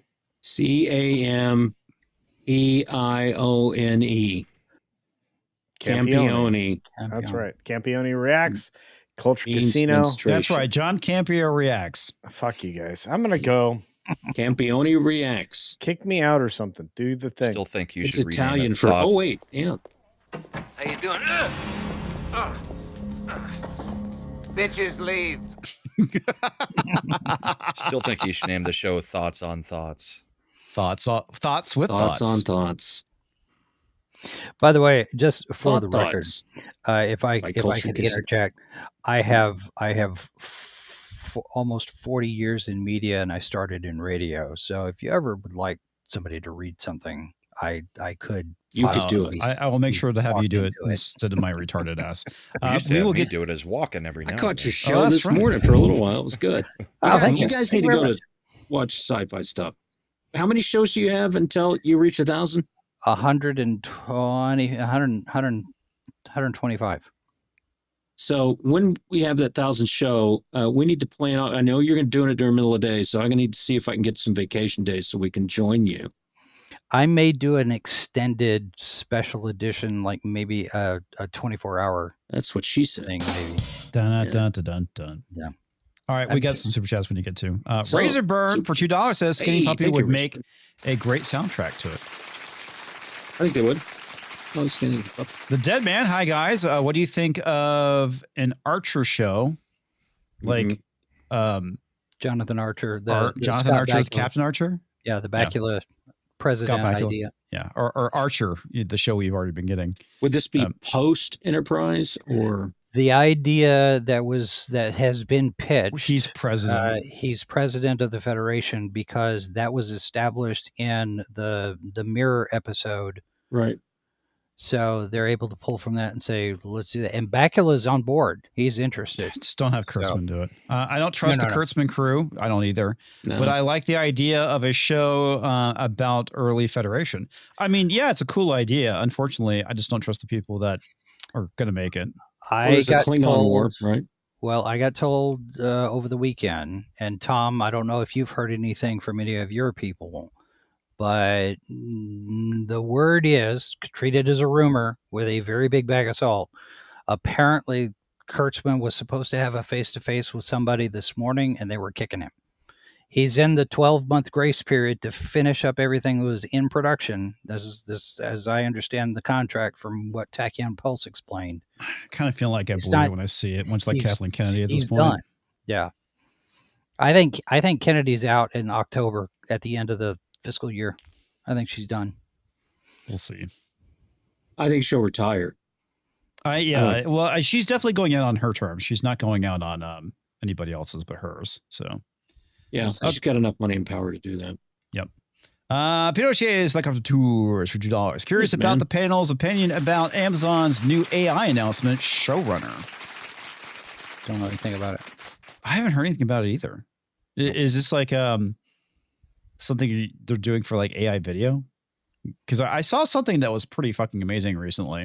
It was kind of like the cyberpunk thing. Yeah, it's done a with AI. It was creative really good. AI creative thing. You go in and it'll create a show for you. This is some of the shit that I know that Tim Pool's been talking about. Basically, you just go and you program in something and you make your own TV show. Yeah, It's like, the I mean, you look at Netflix all the of stuff AI now, yeah. is what they're calling it. yeah. I mean, you got an entire commercial of Trump in American Eagle jeans. He's not in it at all, Yeah. right? And eventually it will get to the point where they will outlaw it. It will put enough senator and representatives, family members out of business that they will say that you cannot, they'll do something to destroy it. Well, how many of them will be caught in compromising situations that aren't real? Yeah. You know, And- all I and gotta do is say, here's this video they'll of Lauren just Boebert like- in the yeah. movie theater with such and such Mhm. guy. Yeah, like the one there. But they'll Yeah. do just like they did with the Patriot Act. They'll overreact and they will use it to shut down free speech. Yeah. Let's see. Corn Reacts for $5. They nice name. adapt the wrong comics/heroes into the films and shows now, and that's an issue. Yeah, it is. And the thing that's kind of an issue is they don't view Marvel Comics as being source material. They just view it as something to be mined as an IP, which is unfortunate, but it is what it is. Bring back movie magic for the Big 50. Canadian. Wow, holy shit. Says, hello, comics and the whole panel. First time chat on your channel, but I've been following you since the early F&T days. Also, first time I catch you live. Y'all get subs. Well, thank you. Wow, thank you. the first time we don't suck in months, and this guy shows up. Thank you so much. That's really nice to me. We need to play something for him. What do we need to play? Here we go. Jesus Christ, Talks. What, not that one? No. I was going to do this. Sorry, sir. Doing our best. Oh, I can do that one. Go for it. I'm going to do this one. The more Tom knows. The more Tom knows, the less we all know. Just the look on his face when he turns from the Necronomicon. It's phenomenal. I just learned how to raise the demons. Look at that. It's got 25 tentacles and it's going to eat your soul from the inside out. I'm infested with deadites. Anyway. What's going on, Tom? If you are still present, haven't fallen asleep or microwaving a burrito. What to his burrito? All of the above. All the above. Deadites are less assholes than asshole Kitty is. Oh, yeah, your cat's an asshole. What did asshole Kitty do? Today, nothing, but it'll happen. That's every day. Oh, okay. All right. I'm going to read this super chat. So here's the Dead Man for $4.99. Yeah. Comics. I've been able to hear you lately on F&T despite Ryan talking over you. Congrats. Yeah, it's the Wave XLR, which has helped a lot. And what hasn't helped is the fact that for whatever reason, Windows keeps wanting to turn down my fucking audio. So throughout the entire conversation, I had to keep cranking it back up to like 80, 90%. So yeah. Yeah, I hate it's that. Ryan. He's in your machine. Yeah, it's Ryan remoting and turning my volume down. Yep. I actually ended up with a plugin that handles some of that. It's disable automatic gain control. But don't on know your what PC, would your PC fucking do that shit? Windows has got an automatic thing on it, and even though I've turned it off, it keeps doing stuff. So I went and got this plugin. It works in Brave. I think it's a Chrome plugin, but I don't know what other browsers it'll work on. But it's called Disable Automatic Gain Control. Does it actually turn your Windows volume down? Because that's my problem. No, it doesn't turn it down. It shuts off the automatic, from allowing it to control your default. And so now I can turn it and switch it around what volume I need it to be. So every time YouTube tries to play a mid-roll ad in this live stream, it shuts down the browser. I get this. Oh snap! Every time it does that where it's doing the memory issue. You're running out of memory. Yeah, it runs out of memory when it does that. It's trying to run a mid-roll ad, and what they'll do when I'm watching Tim Pool, whenever Tim Pool's on, I don't know who those jackasses were last Thursday were on. Oh my God, were they idiots? They work for Tim. Blue hoodie guy is fucking retarded. I watched the episode and we talk about basically you need to arrest the parents for the actions of the kids. Arrest the parents for the actions of the kids. That's not how it fucking works, dude. You what you need to do is try kids as adults. That will stop the behavior. Yeah, tell me you've never had a kid without telling me you've never had a kid. Yeah. Doesn't matter what you tell them. You're going to do something stupid. I'm a 90s Democrat. No, you're a 2000s idiot. Yeah. It's the first time I felt bad for Libby. She was on the panel with complete morons. Yeah. Libby's great. I like Libby. She's pretty based. Yeah. She probably looked at him. In fact, she did look at him. And you could tell they panned the camera, flipped the camera to her, and you could tell she had made the decision he wasn't worth it. And I'm like, yeah, she's not doing this one. But, it was awful. Ugh, that show is really falling out. But I was watching his show, and when they do a mid-roll, they will bring up the ad next to it. So the chat and everything goes away, and the ad comes up, and it's a 50-50 split between what's going on and what you're hearing and the ad. So you hear both at the same time. So that's what YouTube's trying to do. You even have ads enabled? I thought during your live streams you can't get away from them in YouTube. In YouTube, you can't get away from them. I thought the creator could change it on live streams to where it's not running ads during the live streams. Funny you should mention that, Brahma. Let me share my screen to show you. I have been going round and round and round with YouTube about this. So a couple of months ago, they said we're going to roll out this new feature where you can opt out of the automatic mid-roll placements. Oh, I thought it was called we're going to add color to your shirt. No. Okay, sorry. And I opted out. And you see all of these little things right here? Yep. Those are mid-roll ads. Those are all mid-roll ads. Potential. Now, it's not saying there's going to be ads dropped in every single one of these, but it's identifying all of these potential ads, even though I have opted out of automatic mid-roll ad placement. Now, if I go in there to edit, I can click off and turn them all off. But used to be, I had to go in there and delete every single one of them, one at a time. But also, that's on a video live stream. That's a live stream. You could go adless. Yeah, but that's after the live stream is done. Yeah. Okay. Yeah. So it's processed as a video at this point, and then they drop all of that stuff in there. Right, but while we're live, it shouldn't be rolling ads. It shouldn't. After it processes it. Yeah, it's afterwards when it's considered to be a video is where they basically put the ads in. Yeah. Which, to a certain extent, I'm fine with, but whatever. Yeah, catch us live. Catch us live. Okay, what else? Shit, I did not fucking save it. But I think I probably put it in the Rumble one. Anyway, I had a list of other things. Let me go find it. Usually I just go and check my description for what we are talking about. Oh, we got member chats. Holy crap. Oh, also, Tom, check private chat. Okay. We already talked to Kevin Feige stuff. I want to talk about, this is the one you brought up, Talks, which is basically a lot of people in Hollywood that are part of these unions are obviously they're not in a good spot because, well, the strikes have basically fucked up the industry. And a lot of these people have not had steady work, just like the rest of the country. Okay. So part of me is like, cry me a fucking river because there's other people that basically can't find jobs either. And right. The other thing too, is that I understand this is your dream job. But you can go do something else.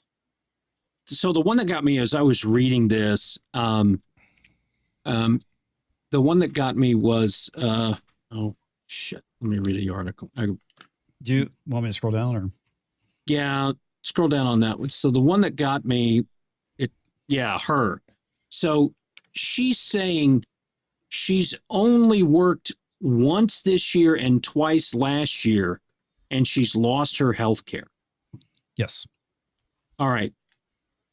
You worked one day last year. Other people go find a part-time job. Yeah. Well, I wonder if maybe that's what she's probably doing, but maybe they're saying specifically in the industry. If not, please don't learn the code. Learn a trade. No, learn to plumb. Learn to plumb. There's always shit to be pulled out of there.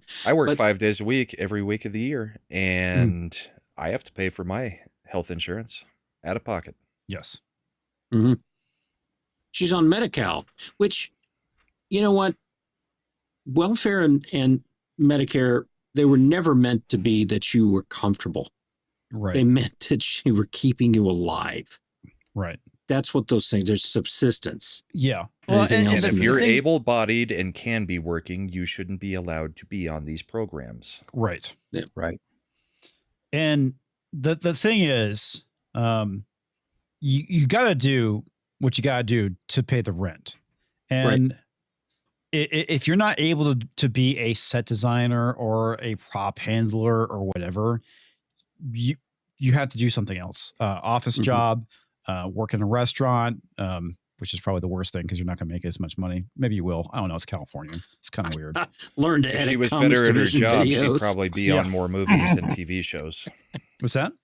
If she was better at her job, she might be on more movies and TV shows. If she's only gotten 3 union days in the last year, and 1 this year, chances are she's not that in demand. Well, one of the things too is if you piss off the wrong person in any department, then you're done your entire career. That's also her problem. And it could be also the possibility that she's just there. It's that like sucks, Cece. There's plenty of, I've applied for a lot of jobs over the last 2 some odd years at this point. Haven't heard anything back. Okay. It could be the same situation. It's just that there is a glut in the market. There's too many people doing this thing. And so therefore you're not going to be able to get it. So you either have to think about retooling what you're doing, finding another job, doing something else, or you keep doing it until you get something, but there's no fucking guarantee. So if you're like, well, I keep applying for these jobs and I'm not getting anything, well, then maybe you should think about doing something different. It's the same situation I'm in. It's like, there's, people say learn to weld. It's like, well, okay. Well, those ice jobs are looking pretty nice right now. 50. Yeah. 8 years ago, it was learn to code. Now it's learn to weld. Yeah. $50,000 signing bonus. Oh yeah. 6-figure salary. Well, and it's even having good insurance is no guarantee. I mean, our situation, Mindy's a federal employee. She's got really good insurance through Blue Cross. However, the dentist that she has had a number of instances where they've had problems with the dental component of the insurance, and so they've stopped taking it. Right as Mindy's got a crack in her tooth, and now we've got to go to a specialist tomorrow and spend $1,800 to get it looked at before her back surgery on Thursday. Dude. Go sign up for Delta Dental on your own plans and have a separate secondary plan. Yeah, even if you've got pre-existing, Delta Dental pretty much will do whatever. Yeah, we've got to look at some. I mean, basically, they do have a lifetime limit, but yeah, I mean, the dental insurance that we've got through her plan is good. It's just this particular dentist decided not to take it anymore, so we got to find a new dentist. But it's that inconvenience. It's that even though we've got a great policy, now we've got to scramble here at the last minute because this thing happened, and so. But yeah, I think a supplemental policy would not be a bad idea anyway. Yeah. You want a job for life? Be a deep sea welder. Yeah, it's also doing welding and all that. Yeah, it might be a very short life. Yeah, I mean, right up there with Alaskan crab fishermen and all that kind of stuff, or certain oil fields and all that stuff. I mean, there are jobs out there that are dangerous and are hard to do. We had people out here cutting down the limbs from the power lines, getting ready for winter. It was 89 degrees and humid, and they're out there in full gear, head to toe, because they're out there in thorn bushes and all that kind of stuff, trying to get there to pull these limbs down. They're covered head to toe. They have to be just dying. But you know what? You do what you have to do to put food on the table. Yep. I've got a buddy that makes, mid 6 figures working on the windmills. So you can't have a fear of heights, but you're going all the way to the top and doing maintenance up at the top of the windmills, which he's posted some pictures. Not a chance in hell I'm ever going to go anywhere near those guys and gals that climb those giant towers and replace those lights. The light bulbs. Yeah. And they're carrying that light up there, and that light weighs like 40 pounds with everything, because it's the big glass thing and all that stuff they have to take up there, and they're climbing that whole thing. Yeah, no way. The thing about it is those towers, I mean, they look small, but you get on them, they're a lot bigger than they are. So yeah, there's still a danger to it. but it's not this, you're not climbing a toothpick when you get up there. It's a pretty substantial tower. But I fucking can't pay me all the money in the world to fucking do that shit. That's I've crazy. seen Fall. There's not a chance in hell I I'm do doing anything electrician. like that. But you know what? The electrician thing, you have to come out and be an apprentice and have to go through that. And you have pay for it. There's certain things you used to have to do being an electrician. And I mean, that the one thing I think Trump is focused on that really makes a lot of sense outside of closing the border is bringing back jobs here to the U.S. We have sent too many things over, and there's a cost to bringing things over on those giant container ships. Yeah, you can create 100,000 of them, put them in a giant container ship, come over, but they lose a lot of those containers stuff.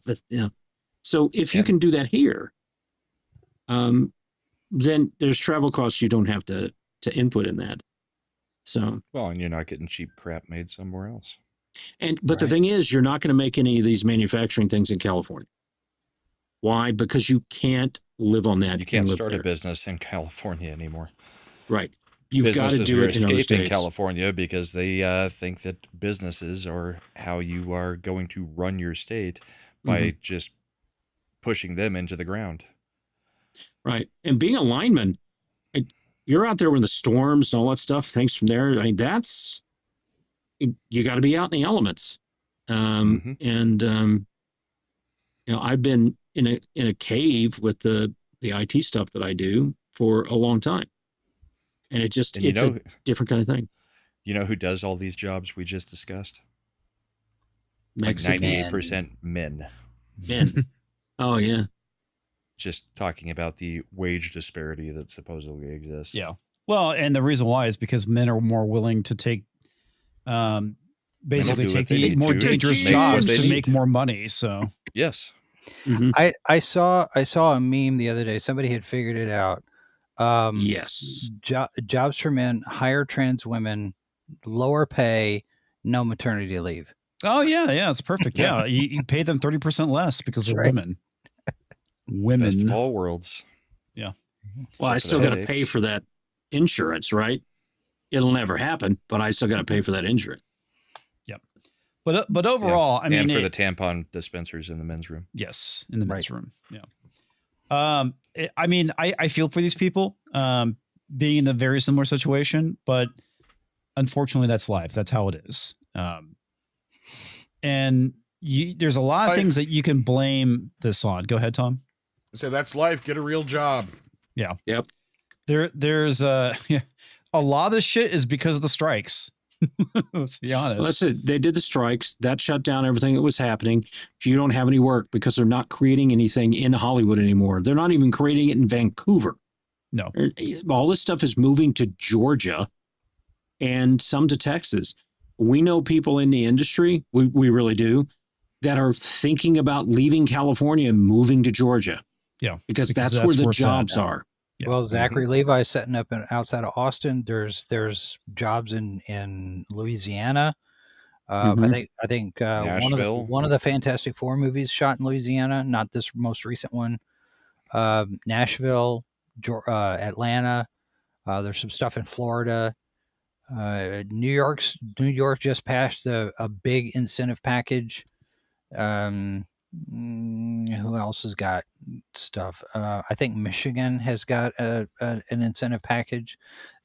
They're competing and business, and not just Hollywood industry businesses are leaving California. I mean, In-N-Out is out. You've got because I mean it's at this point, if you're a business and you stay in California, your business is going to fucking die. Yeah, leave your state politics where they are. That's right.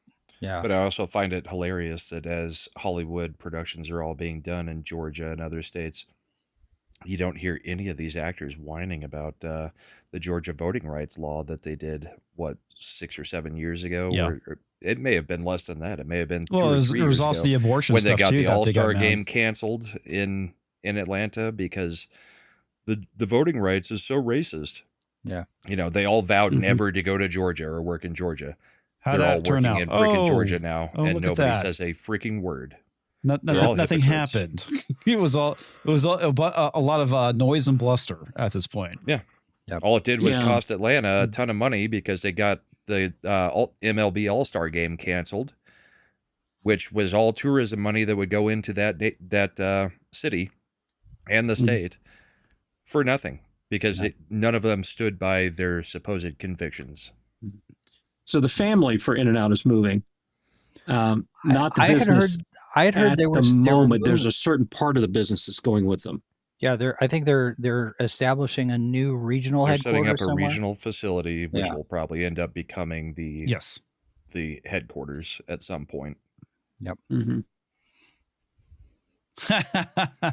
Pinochet's helicopter wish for $1. Pick your food. There, just solve 2 problems. Yeah, they're so worried about who's going to clean the toilets and pick the food that there you go. There's job openings. Well, janitors get paid more than women's basketball players. So. And they still have to clean up plastic on the floor. Oh yes. You know what's hilarious about all the Democrats that have said the line now about who's gonna pick our food, who's gonna do all this. You remember a few years ago when Kelly Osbourne got full blown canceled off of that talk show for saying the exact same thing that is now the mainstream Democrat talking point. Oh, from the politicians and from everybody else. Yeah. Yep. Yeah. Well, I mean, not that I care about Kelly no Osbourne, but it's hilarious. Yeah, it is hilarious. Also, because back then you didn't say the quiet part out loud. See, then they just got more retarded. Exactly. Yeah. Bring back movie magic for 20 Canadians pesos. My anti-woke French-Canadian son is starting game dev learning in a few weeks. His friends are on the same track. The world is healing. Good. Yeah, hopefully, we need more people doing that stuff. Hopefully he can get some jobs. My son took his first assessment test for his GED. He's made up his mind. He's like, I got to go and do this. I got to have better opportunities. And he's taking charge of himself and good for him. It done. So I'm real proud of him.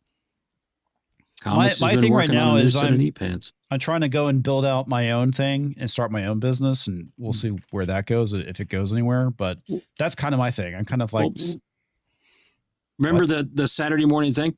Necessity is the mother of invention. Yeah, that's how many stories. Oh, I didn't like the way this was, or I got kicked out of here, or whatever, and started my own. Sam Walton, right? There's just so many stories of people that were fired for doing something or not following this mainstream, went out and did their own thing, and were very successful.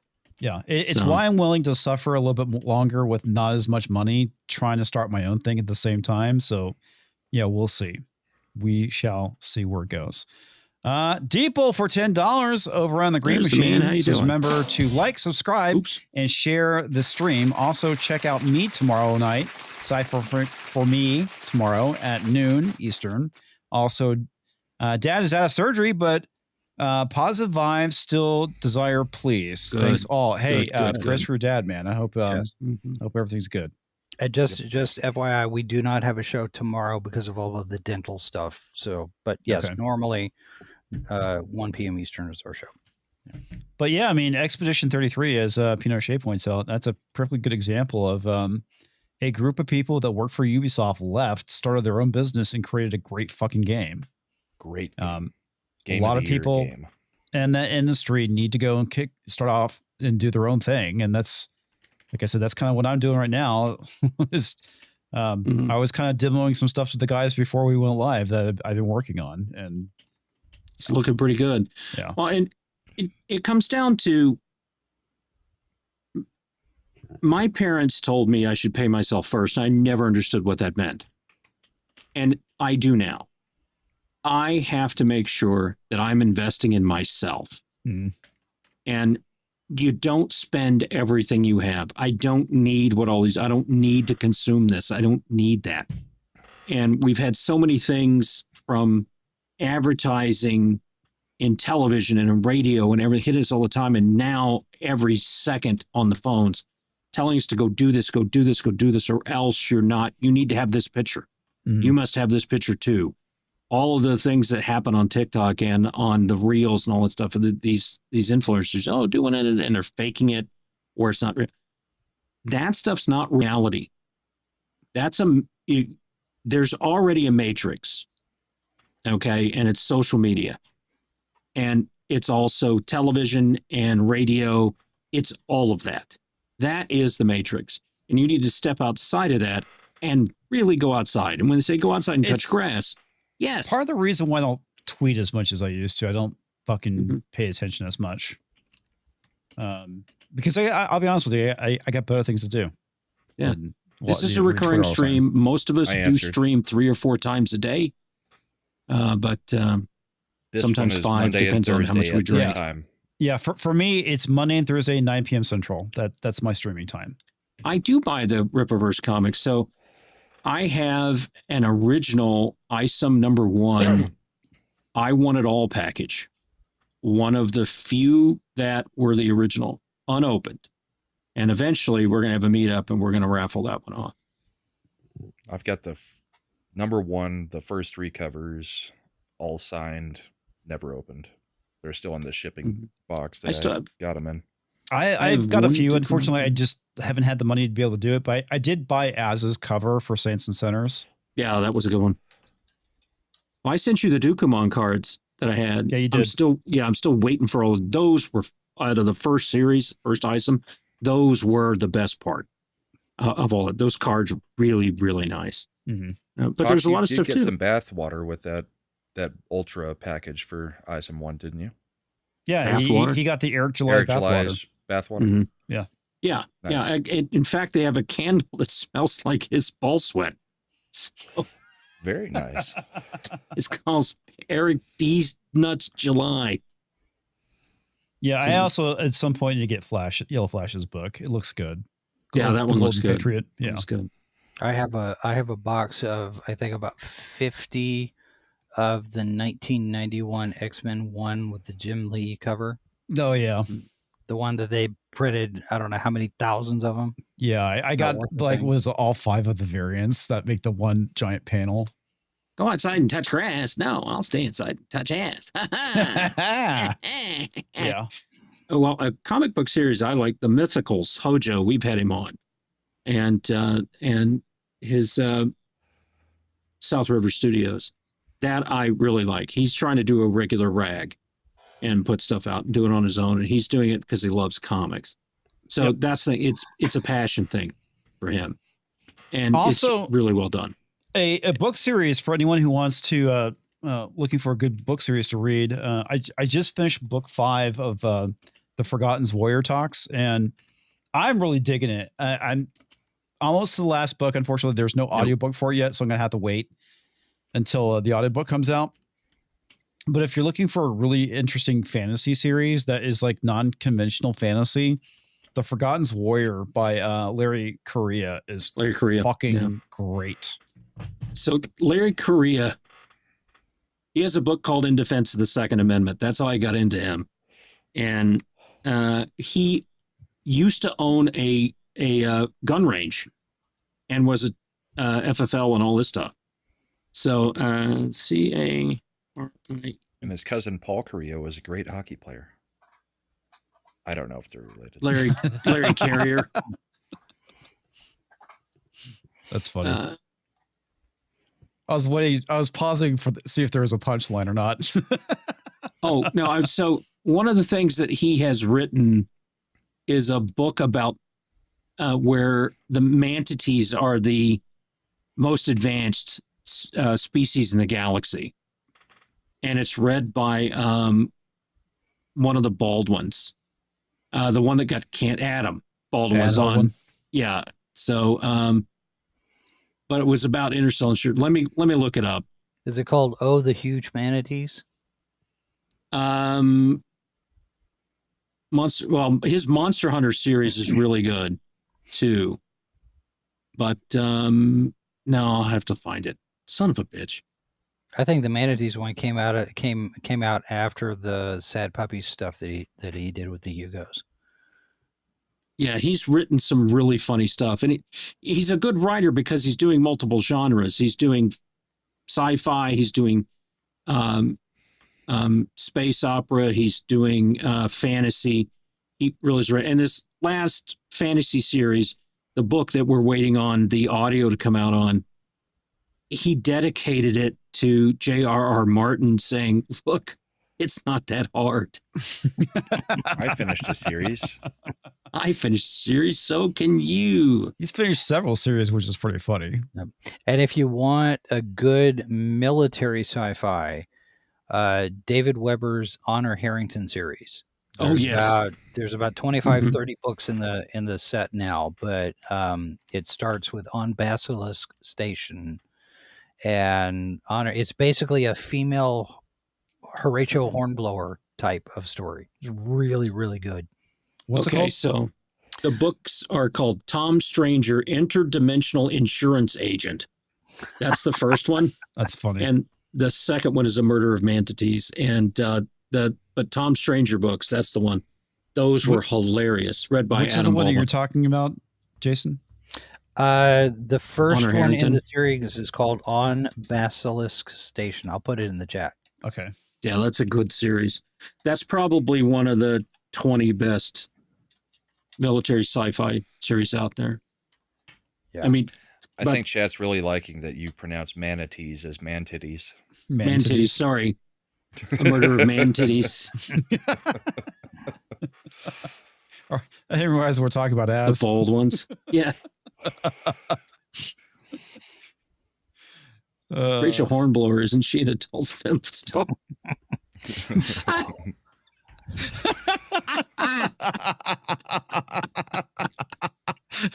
Oh, that's good. Oh, Boy, my. Korea has 121 books. Monster Hunters International's pretty good. That's I got the first book. I've got to get into the other. I think there's 12 or so in that one. I think he's starting to work on a comic book now, graphic novel here soon. They just announced, I think, 3 or 4 weeks ago. I've got Jason Sandberg's comic still in shipping, the shipping container too. Oh yeah, his good stuff's good. Jupiter.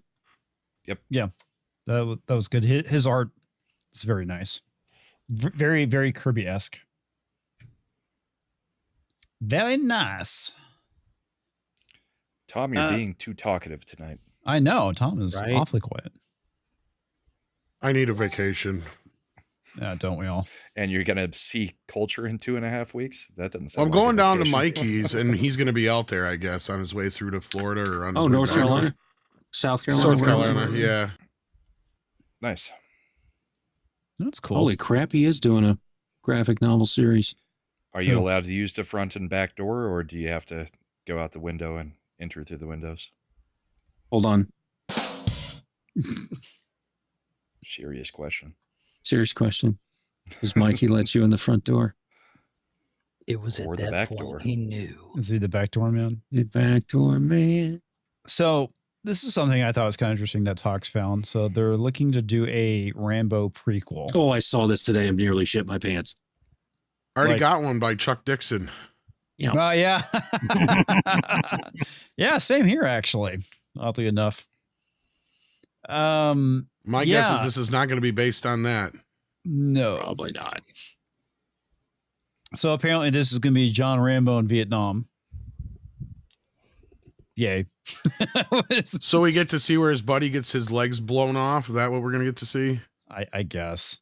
That's pretty what I mean, yeah, the comic, I haven't read it yet, so I mean, I don't know what's all in it, but like if they're not basing it on that, what are you going to do? Like, who wants to see another Vietnam movie?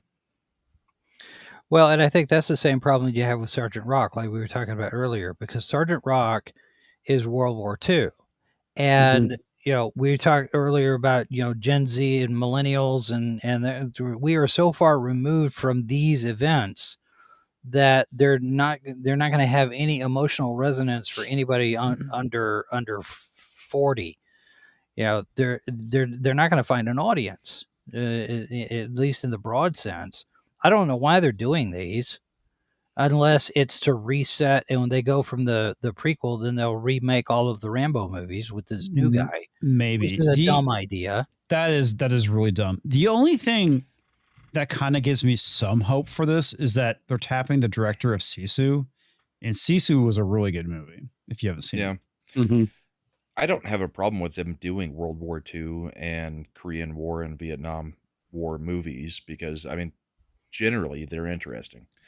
Dunkirk was okay. There were a few others that came out over the past few years. I don't think we need to make it a Rambo movie. I mean, take the screenplay and just, it's basically saying we don't trust that our movie can work on its own. We need to have Rambo attached to it and make it a prequel. What if they're trying to take Rambo away from Stallone because he's a conservative? He doesn't even have anything really to do with Rambo. No. True, but he's associated with the character because he's played the character. Oh, absolutely. Same thing with Rocky, but he doesn't actually have any real ownership over it. So, so this is the actor. It's Noah Centineo. Noah Centineo. And this is another thing, is they're trying to make this kid happen. Yeah. Like, this kid was He-Man at one point, and they've been trying to get him shoved into something. Yeah. Here, I'm gonna. Oh, I bet they're shoving him. I'm gonna pull up this right here so you can actually see what the guy looks like, and I'm just like, Rambo? No. He looks more. He looks more like the part without the beard. The beard threw me today, but I have seen him clean shaven. He's maybe not but... bad. I mean, this is no Invasion USA with Chuck Norris, 1985 R-rated I love film. Invasion USA. That's a great movie. Well, what's We got to stupid put is that on the list. Sly was trying to get a similar project off the ground for years, and they wouldn't give him the time of day for it. And then now they're doing this without him, and it's actually like getting some. And I think it's going to happen because they pre-sold this. What was it, late last year or earlier this year at one of the film markets? Mm-hmm. So this is something that's been talked about for a little bit.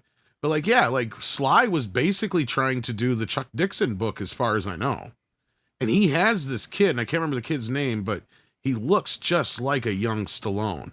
And he had him pegged to play the role, but it just, at this point I don't see any interest in this. This is about as dumb as doing a Die Hard prequel. Right? It just, why? Who needs to see John McClane on his first day on the job doing fuck all? Or how McClane and his wife got into the separation. You know what we need is we need the Al Powell Inception movie. Where you take Ghostbusters, Die Hard, and Family Matters. You guys seen that theory?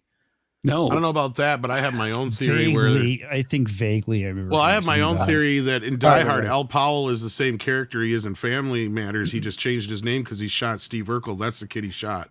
No. It's even more than that. It's even more than that. So that annoying kid. He actually shot his wife and replaced her in the last He's the season. cop. So he's the cop in Ghostbusters, right? When they're in jail and they're explaining the Twinkie. Mm-hmm. And then because of all of the stuff that happened there, he transfers to LA because that's where he shot the kid. It is in New York when all of the ghost stuff was happening. He has a breakdown, goes to LA, gets involved in the Nakatomi thing, has to shoot somebody else in self-defense, then has a complete mental breakdown, ends up in an institution where he creates out of whole cloth this mental picture of him with a family and all of this. And then he's made it up in Chicago, which is nowhere near either coast. And everything's going fine until this Steve Urkel kid shows up in his nightmares. Now it becomes, he becomes part of this delusion because this is the kid he shot. And it ruins everything for him after that. I mean, that's a very, very... In his own mind, he's constantly just questioning himself. Did I do that? Yeah, pretty much. Jason, who hurt you? It's not my theory. It's not my theory, but it's been going around the internet for a long time. Right. Yeah, internet's fucking full of weird shit sometimes, man. Oh, we gotta watch the 86 Charlie Sheen in The Wraith. Oh, that was so bad. I've never I think I remember that theory that you just said just sounds like my theory, only somebody made it gay. Well, it's more extensive. Take Tom out of it and make it gay. But it's only it's funny because you find it because the punchline is you find out that the kid he shot is Steve Urkel. Like that's the punchline. Once you get past that, who gives a fuck? Like you're overthinking it then too much. Because he was go let also the the dog out. I'll be chauffeur right in back. fucking Crocodile Dundee. He's played other things besides cops. People forget that. Yeah, but the fact that he's a cop in all three of those I know. is the connective. There's a tissue. lot of actors that play cops, and 9 times out of 10, it's because they are cops at one point or another. Yeah. I gotta go let a dog out. I'll be right back. Okay. Well, it was like was that he, one was guy. he a cop in Family Matters? Yeah. But okay. but like, remember? I'm trying to think of the guy's name. He was just in never like Breaking worked. Bad and a bunch of other things like Beverly Hills Cop and stuff like that.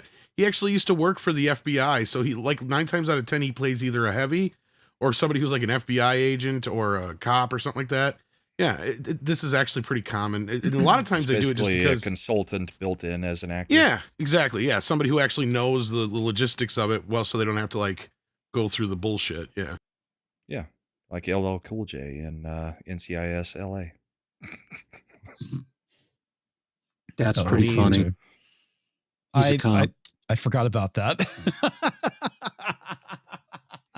Who's the other dude in NCIS LA? Chris O'Donnell. Yeah, Chris Chris O'Donnell. O'Donnell. That's right. Robin. with Robin. nipples. And they had the lady was in charge of the one that played the shout out Mapes in the Lynch Yeah. film. Linda Hunt. And then, yeah. And then they had the guy from Beer Fest, the one that has the like curly hair. Yeah, the curly hair. That asks about the cuckoo clock. He was After in the guy destroys the cuckoo clock. One of my favorite movies of all time is called F.U. And it's about two football players, and he's one of them, decide that they're going to skip all the two-a-days of football and become cheerleaders. And F.U. Fired Up is what it's called. It's hilariously funny. I think I've seen it, but I didn't like it was like on TV. Yeah, So yeah, I but didn't the pay attention unrated to what it version that I was. It have just over was here, like- yeah. is very funny. Yeah, Corbin Dallas Fired Up. Fired Up, that's the one. It's hilarious. He's funny in it. He was also in Not Another Teen Movie as the quarterback that hurt his leg, so that Chris Evans's Jake Seiler could become the superhero that got the poor retarded blind kid killed. Did you guys know that Alex Stein was in one of the Spider-Man movies? Really? Yeah. Mm. In the hallway where I think it's when Peter Parker's getting like pinned Oh, wait a up minute. against Yeah. He did mention that. I completely forgotten about that. He's getting pinned up against the lockers, and Yeah. Alex Stein is standing with some girl in the background just watching him get pinned up against the locker. Yeah, he did mention that, and I completely forgotten about that. If you ever watch like all the things that Alex Stein has been in, like reality TV series and other stuff, it's hilarious. He gets like in any reality TV series he's been in, he's like the first one voted off because everybody is so annoyed with him within the first like day of shooting. It's great. There was he was on like America's Worst Chefs with Bobby Flay and that chick who offed herself a couple months ago. And they had him making burgers. So he decides he's going to take the meat that was given to him and make a couple burgers. And he starts eating one of the burgers halfway through the cook. And they're like, what the hell are you doing? He's like, well, I didn't want it to go to waste. So he's just eating the food while he's cooking. Apparently, he They're was like, in "That's not House how in this the works." Office. Wow. Yep. He's actually got a interesting filmography. Yeah. Oh, The Amazing Spider-Man. Okay, that's right. Yeah. So the first of the second trilogy. Yeah. Yeah, he was in House. Guy at the hotel bar. Yep. The Office, guy at the airport. Yep. It's when I think Jim and what's her face are getting together at the airport. He's got a whole bunch of luggage just walking in the background behind them. That's so fucking funny. He's accredited on of all things. This is great. Normal World.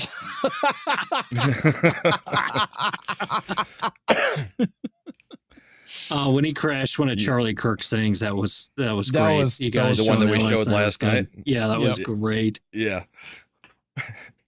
Why does she have to go? Why does my housemaid have to go? I need my big booty Latinas. Charlie, if she's a 9, you got to let her stay. If it's a 9, she's fine. if it's If what it's is a it? 6, she can be bricks. kicked or something like kick Kick bricks. bricks. Yeah, that was hilarious. I love this because it's so funny. I am listed, my credits on IMDb I'm a writer on the Monday Night Meltdown. Yeah. There's like You some haven't other written videos. shit for this show in 4 years. I still don't know who did all of our IMDb's, but like I have one for some reason, and like I have more credits with Carrie Smith than I do with you guys. It's funny because I used to have all this stuff like with FNT, and I'm not listed. Let me look up Friday Night Ties and see what they have there. But yeah, they have Monday Night Meltdown. Apparently, they also have me as self on That Game Place, even though I think I've only done like a few things with Culture. I apparently have no shows of my own, but I'm on Carrie Smith stuff and crap. comics divisions quite a bit. Toxic Man Flu? Yeah, it's on there. Yeah, somebody goes and updates. Toxic Man Flu, known for Friday Post Flight, the Monday Meltdown, and Midnight's Edge. Yeah. Interesting. And Floral from Under a Rock. Somebody botted this stuff. Yeah. I bet you that's what they did. That's right. So yeah, I am. It's funny because my IMDb page but I am self on Midnight's Edge. Doesn't have any of the FNT stuff, but I'm listed as cast on FNT on there, which is funny. On their page. Yeah. Wow, they even have Lady Gravemaster on there too. That's interesting. I think it's funny because I've got a buddy. Damn it. I've got a buddy from high school who went into acting, and he's got his own IMDb page, and then I have more credits than him. So every now and then I'll just poke fun at him. It's like, I don't even do anything, and I've got an IMDb page that has more stuff than you. Oh, I should pay for the membership and just put it all on here. Oh. Put my credits. Very last episode of Sex and the City and Spider-Man 2. You should pull it up and put them on screen, comics, instead of, that way there's a visual. What's that? If you're just looking at the IMDb pages for everybody, you should pull them up and put them on screen so there's a visual. There's 3 retards looking at their IMDb. That's one's a VTAR. Boy, this is entertainment. Yeah, I know. Yes, John, I've seen Happy Gilmore too. I did not care for it all that much. It wasn't a bad movie. It just wasn't funny in any way. I didn't crack a smile the whole time. So yeah, here's Monday Night Meltdown. God, it's like the old one, the explosion. It was one of my videos. It was like a while back. That was 2000. I'm listed as a chat. I don't moderator. think it's been updated in like 2 years. Yeah, it looks like it hasn't been updated in a while. This is hilarious. It's still hilarious. It is. It's pretty funny. Hey, Kitty. All right, enough of that nonsense. Yeah. That's pretty funny. Every now and then my daughter's like, what the hell do you do every night? I'm like, go look at my IMDb page. You have an IMDb page, Dad? I've got one. Yeah. It's just weird. It really really is fucking weird. But it's fun to use it as a joke. Yeah. It's funny. The Midnight's Edge has a 5.9 rating, which is the exact same as the 1986 movie The Wraith, starring Charlie Sheen. Tiger Blood. And it's higher than Chuck Norris's Invasion USA, which is a 5.5 out of 10. I don't know if it's a 5.5. I like that movie. Movie was fun. I mean, it was. Commies invaded on boats and jumped into Penske trucks. That was hilarious. And then Chuck Norris killed them all. My favorite is, it didn't work, huh? We'll try it now. Click, boom. Boom. My short film about the aliens, the alien cats invading Earth, has a 6.7. Hey, there you go. Yeah. That's better than most Pedro Pascal movies. Oh. Dun, dun, dun, dun, dun. Oh. All right, guys. It's after 11 o'clock. We should do some memes and I'll pull. Clint Howard is in The Wraith. We have got to watch this film. I met him. He is in the I got race. high with Clint Howard. Yeah, I remember you talking about that. Is that the same as having steak with Gary? Oh, it's better. Oh, 'Cause I had dinner with Clint Howard, and then we got high. and We then he listened got to high. stories for about 3 hours. Yeah. Then I got high. Oh wait, we have memes. Holy shit! You went a lot Howard's- further with Clint than Culture went with Gary. Ron Howard's brother, right? Yes. Mhm. Clint Howard. Older. Yeah, brother. he was in Apollo 13. Good-looking man. The good Oh, Lord did speaking not of, decide to uh, bless me with a Baylock, fully it's functioning Apollo brain. 13. We lost Jim Lovell. He died around this area here. So, and also today is Clobby's birthday. Is It it? is. Oh, R.I.P. Clobby. Yeah. All right. This sucks. So this is the ship that was sent over by Sabertooth Raptor. Obviously, it's Very in the smooth. works. And Mangflu It's a has USS memes. Suppository. All right, memes. Here we go. So this one is from Gummy Spawn. Memes. Apparently, in Alien, it was actually a giant cock, and there's Culture. Right there. Yeah, so Robot is chicken? that the cock jockey? That's the cock It is the jockey. cock jockey, Very yep. good. Look at that. And with that, I'm leaving. See you guys. Love you. See you, Tom. See it, Tom. Bye, Tom. But yeah, I thought that was good. So Jason put out this thing and he said, let me bring this up. No, we will not be using Grok images on anything. It's creepy. Stop it. I immediately responded at Grok, make me an image of sci-fi for me. And here it is. Which is funny because like one of the topics that we have is about trans racialism or trans Transracialism and their movement. Yeah, because yeah. Dolezal or whatever and all those people. Dolezal, Rachel Dolezal. Yeah, this is a perfect example of transracialism. Yeah, I mean, Jason's license was immediately revoked. I'm Yes. looking at this and I'm like, it doesn't look anything like me. Jason goes, I mean, it's uncanny, but I don't have a shirt like that. Well, okay, I don't. Did you see? Grok responded. Grok to you? responded to the yeah. It responded. Fair point. AI can get the essence, but miss the wardrobe. If you like a version with your actual style and none or not at all, just say the word sci-fi fans unite. Oh, so I should go back and say, yeah, do me a nude. Because Grok responded to the other one too, where I said it was uncanny. There was another response, I think, to yours there. But yeah, I was like, Grok, go away. But I mean, it's a spitting image. Oh, I said close enough. Glad you like it. If this sci-fi avatar doesn't capture your essence, describe adjustments, blah, blah, blah. Pasty Now old white remember. guy. Mhm. Make me look less like N. Miles Strong. Yeah. Please. That's right.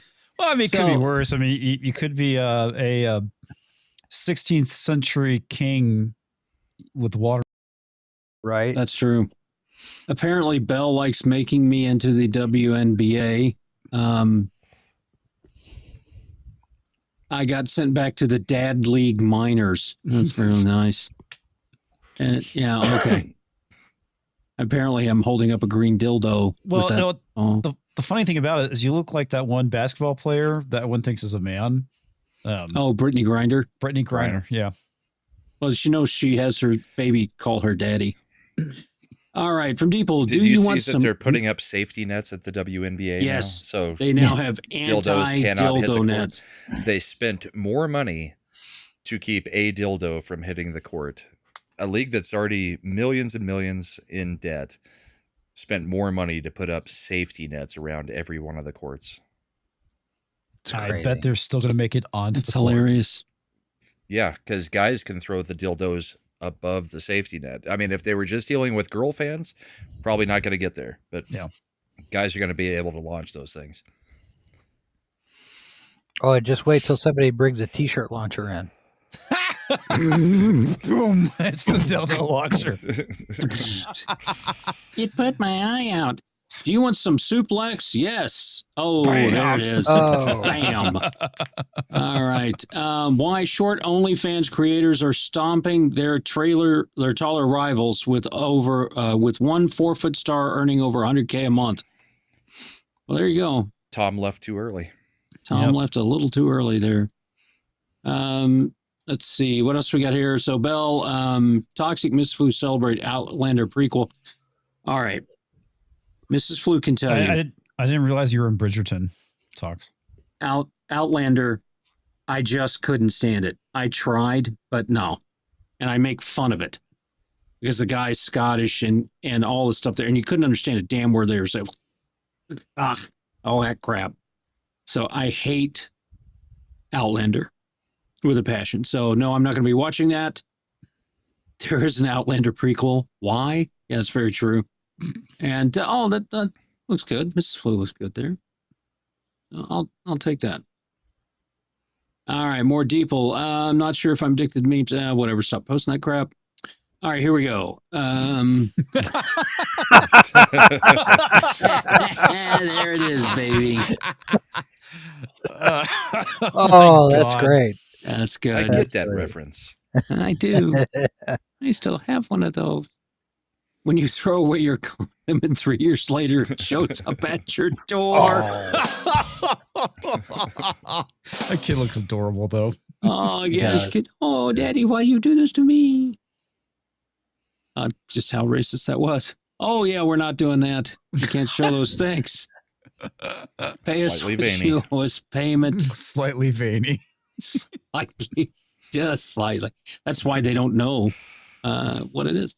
Me, why am I always broke? Amazon, your dog sombrero has been delivered. That ain't no lie. Yeah, that's the truth. How dramatic are you? Me. Oh, that's good. That's a good picture right there. Yeah, okay. And premium stripper. Put the dollar in the crack. I would fucking die laughing if I saw that in real life. I saw Holy that, shit. yes. I'm going to be doing that next time. I wouldn't even steal the dollar. No, just leave it. I might put another one. All right.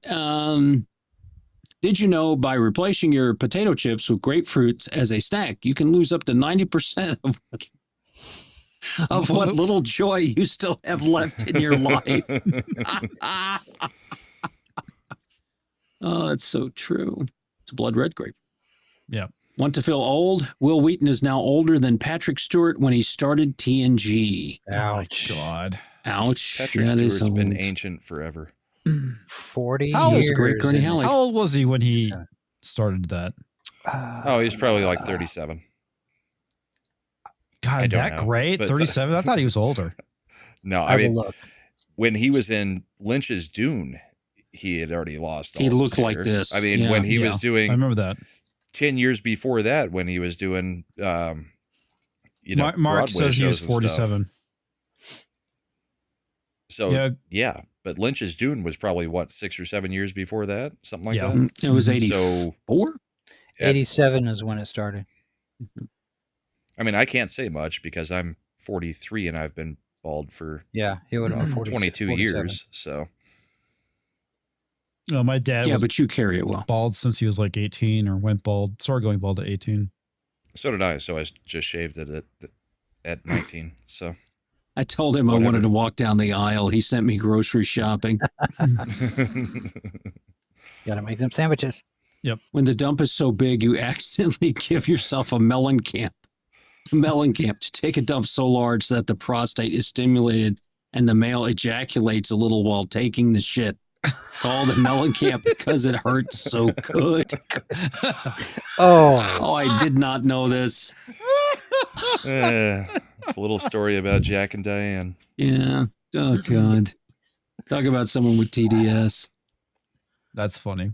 All right, here we go. Another great actor who wasted his life on drugs and alcohol. Yeah. I've seen that. Was good. YouTube, your videos will play after this ad. And to show you we're serious, your video will play after 2 ads. Yes. Ugh.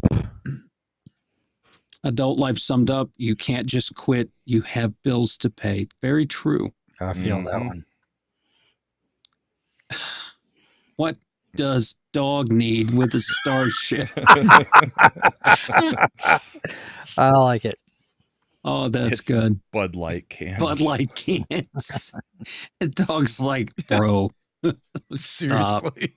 stop. What does dog need with a starship? My dog would destroy that thing. I mean, he would be Quickly. like freaking out, rolling around. Yeah. Not that wheel, Jesus. The steering wheel. I started reading that. I was like, I immediately knew where they were going with it. That's funny. Mhm. I searched for my dog for 20 minutes. That's pretty funny. There's no scenario where this works. None. Side by side porta potty. Nope. American Eagle. Sloth for telly has extra genes. Extra genes. And maybe chromosomes. Maybe. Okay. The disappointing moment, you get to work and it's not on fire. I said Damn it's it. getting on fire. If it works, don't touch it.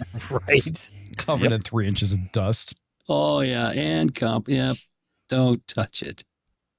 I got clean for nearly a year until I ran into my dealer. Oh, yeah, that's right. It's Those coming. cooks, every year those things come out. This is how long my tolerance for people lasts. Yeah, not very long.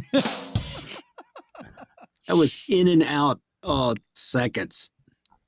Yep. Oh, I'm sorry, Kitty. There's a local band in Denver, Colorado called the Warlock Pincers. I don't know if you've heard of them, Brahma. Nope. But they actually went to my high school there, and they have a song about fruit strike gum. Oh yeah. Oh, wow. Yeah. I still it was funny because years later, I was at Waterloo Records in Austin several years ago, and I actually found their CD there. I'm like, what the fuck, dude? I mean, a lot of the cassettes they had in Colorado, you know, it was like locally made and whatnot. It's like, and here we are. It was like probably a decade later because I wasn't, you know, in high school at the time, and then I was probably it's probably longer than that. I was probably in my 30s maybe. When I went to Waterloo and I found the Warlock Pincers album there. It was like, well, fucking A. Yeah, they have a great album called Deadly Kung Fu Action. It's absolutely hilarious. They're an awful band, but their lyrics are fucking hilarious. I'll All have to right, here we check go. and see if they're on Spotify. I'm pretty sure They you're might be. retarded, but hang on. Let me call my buddy who's a retarded expert. Yeah, they have 2 albums, Pinch a Loaf and Deadly Kung Fu Action. What if Pedro Pascal and Diego Montoya? Looks like the incels found this muting now by.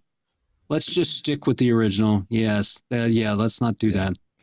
If anything, the person who posted that should be having the Patrick Stewart slapping him across the face. Who would be Or no, Wesley? Batman slapping across the face. Oh, yeah. Yeah. No way. Yeah, they are actually on Spotify. Who would be Wesley? Okay. Oh, boy. Yeah, if you actually Google the Warlock Pincers, they come up. We all know who would be Wesley, that potato-headed chick from Last of Us. Yes. Oh, so you guys posted me inside of that meme with that idiot. Okay, thank you. Okay, now I get it. All right, here is Culture Wesino. Fantastic Four Flatlines at the box office, feeling anxious, getting the gang, ease your troubles. Thank you. Have All you right, guys that's seen good. that story?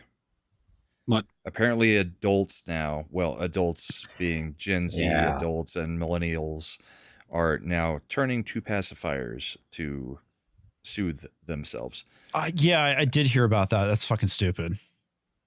Yeah, I mean, especially, This would have been a better I grew up Avengers. with a lot of people who would have a pacifier, but most of them were on ecstasy. Yeah, well, at the that's time that they different. were That's doing a like pacifier. completely different. It's Yeah. time to bring back mental institutions. Mm-hmm. Or Well, just Basically actual tell- serious mental treatment. Well, no. What needs to happen is that parents and schools need to say nobody cares about your feelings. Nut up or shut up. That's what needs to happen. Yeah. What has happened is that everyone started caring about each other's feelings to the point where everyone's become a bunch of fucking pansies. Will waiting. Danger, what danger. Did you make me say? Danger, Will waiting. Okay, I get it. Will waiting. You know, Deeple, you can just message me on X to make a recording of me saying this stuff, and I will send it to you.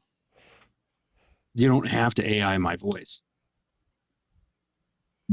Like, that would have said, fuck you, Roland the Wretched. Yep. And you're also right, Tickle Trunk. What needs to happen is stop paying attention to people who demand it. Yeah. That's another part. Yeah, so fuck off, Tickle Trunk. That was just a cry for attention, you bastard. You need to stop paying attention to people that need attention like me. You Canadian. Bacon. I need people to record I love you long time, Tickle Trunk. My cat just turned on my Sonos on my other computer.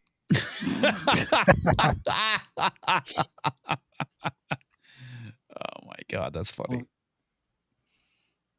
All right, we have some member chats I'm going to go grab real quick.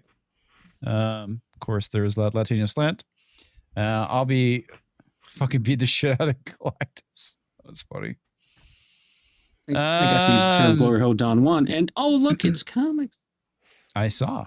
Tina Guzman celebrating 22 months as a member. Thank you. Nice. Reticent Voice also celebrating 24 months as a member. Nice. Let's see. Was it Crane Dan 1 celebrating 20 months as a member? Wow. We got a lot of good members. Long members. Amelia Clark's scroll arm. America really is a shithole forcing people to pay when they are ill. Actually, even if they weren't on Medicare, Medicaid, or any of those things, you are not allowed to be turned away at an emergency room at any point. Yeah. Well, the other thing, too, is that, let's be honest, okay, your health is your responsibility. It's not the government's. Right. But, so this I thought was good. Irate Specialist is the culture, but the better part was Andy Masterson coming through. Yeah, those titties got a lot floppier. Yep. Oh, it's a video, too.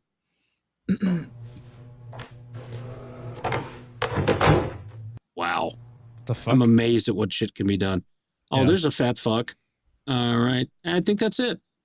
Also, Jeremy the Cyborg for 5 months as a member says Blade would have been good. The scripts were more centered around the women around him than him. Yeah, originally it was going to be his daughter. So would not have been. Sorry, Blade would not have been good. Sorry, there we go. Now depends on which of the 5 scripts they went with. Right. Yes. I've been through the desert on a horse with no name. It's Frank, and you fucking know it.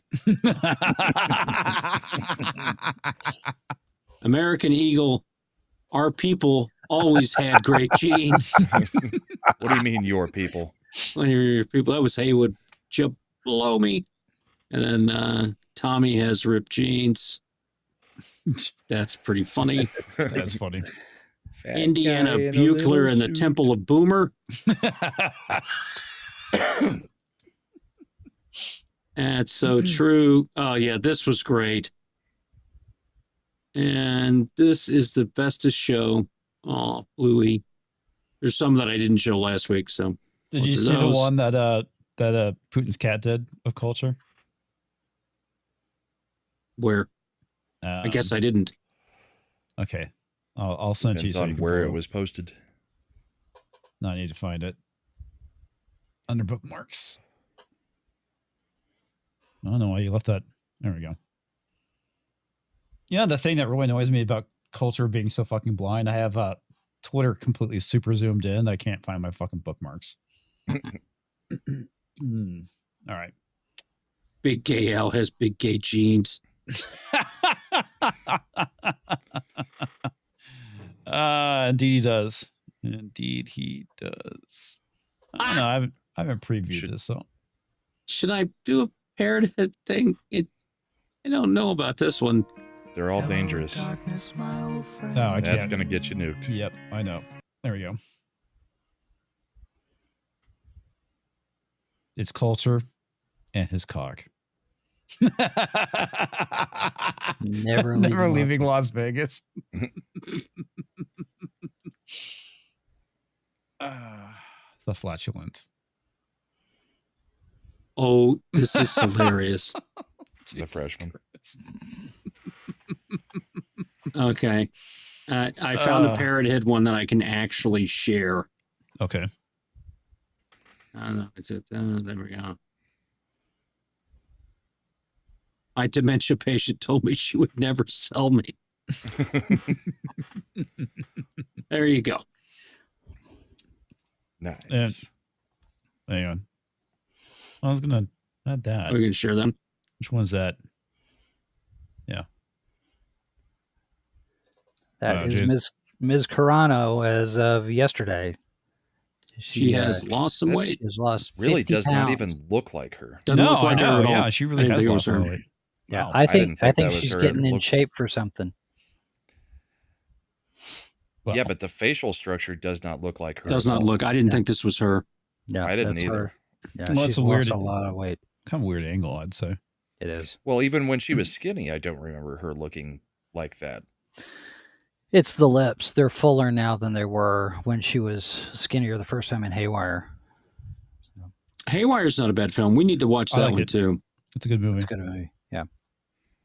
Yeah, that was my introduction to her as a actress. Yep. All Written right, guys. specifically for Oh, her. Your first introduction was probably one you didn't know. Tanya and Command and Conquer.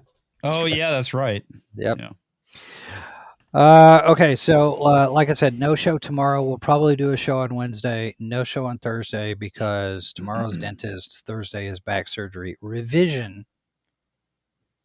Hopefully that goes well. And then maybe a show on Friday. So usually we're on at 1 p.m. Eastern, live from the bunker. There are plenty of them in the backlog in the archive, so you can check all that out. And subscribe to all of these guys. Thanks for having me. Always a pleasure. Good to see everybody in the chat. And I hope everything goes well with Minnie's back surgery. Thanks. Yeah, tomorrow we got to get past the tooth. That's round 1, and then hopefully that doesn't delay the back surgery. But yeah, it's gonna be a heck of a week. So It sounds like it. Yep. And there's Brahma. Yeah, I'm off for the next 2 days, so I won't be doing anything until Thursday. But that'll hopefully give me time to try to go see Nobody 2 for Thursday night. I'm assuming that's what we're planning on talking about. Yeah, I'm seeing it Thursday, so we'll talk about it. Red Sonja What are we? was What are we horrible. watching? Nobody too. Nobody 2. Nobody too. Okay. Did you watch Nobody 1, Tox? Oh, I've seen it. Yeah. I Red need to watch Sonja's it. out this week. Yeah, it's horrible. unfortunately. Horrible. And so is Alien Earth, which is coming out, I believe, tomorrow. I think so. So yeah, I'll be back here Thursday, Friday, Ascend and Art, Sunday, the bullpen. And thank you, Eric K, for I know we forget to thank you all the time, but thank you to the mods and thank you to Eric K for putting the links in and helping us out. Cheers, everybody. Night. Thank you. And the man flu. I got nothing. Maybe I'll do some more Brahma Bull stuff, but I have plenty of wretched Bible verses that I can pull out of there. So put that together. I am working on a new theme song for Monday Night Meltdown. So comics has to listen to. Indeed. Yeah. Think Mumbo. I'll look at them after the show.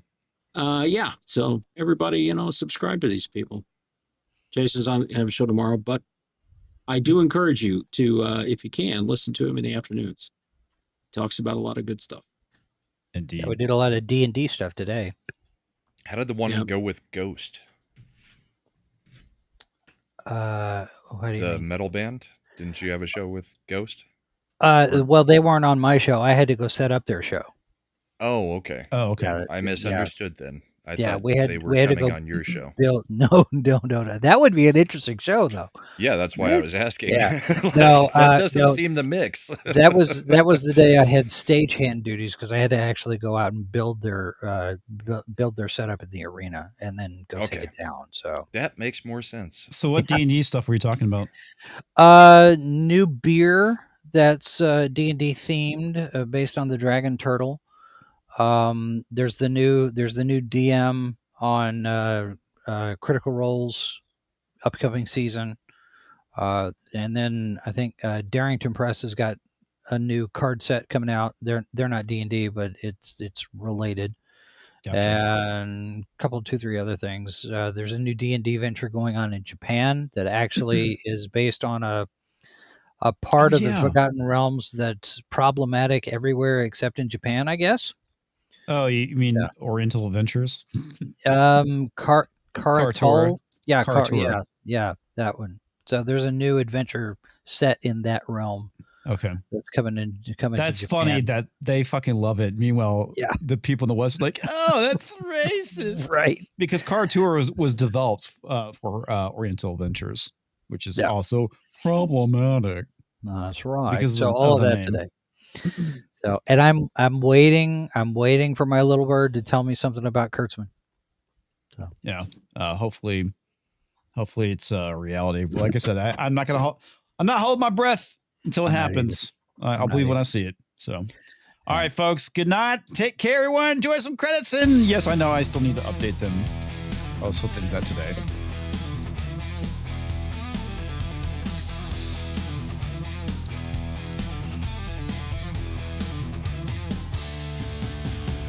I love how we just hear Talk's mouse clicking. No one's talking. Yeah. Click. Well, on my side, it's not playing the credits. So. Really? I got them here. Yeah, I got them too. I'm sure the live version is. No, I got the preview on live. It's actually playing. Yeah.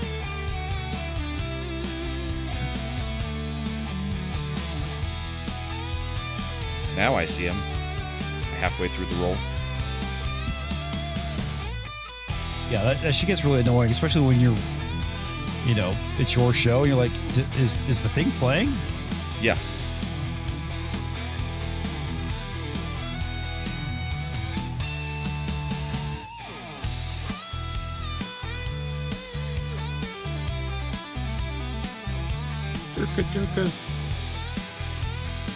Durkistan.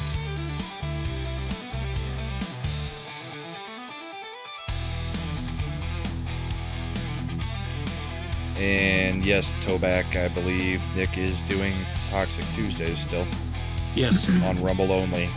Yes. Yep, Rumble only. They're doing Mr. Majestic. Mr. Majestic, yeah, I just retweeted it.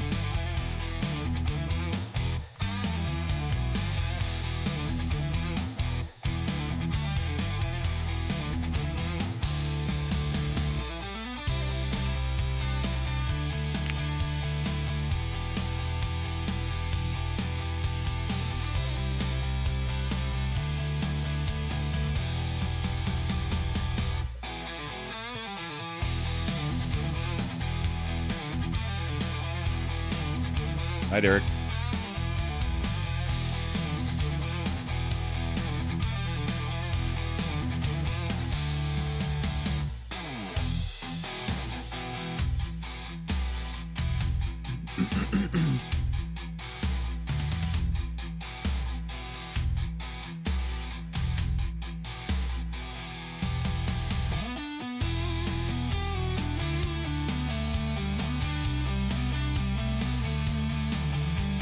Now, it'd be really funny is if somebody actually took the time to go through all these credits for Gary's show and your show and any of the other shows where they actually do the credit roll like this and create IMDb producer pages for each of the members.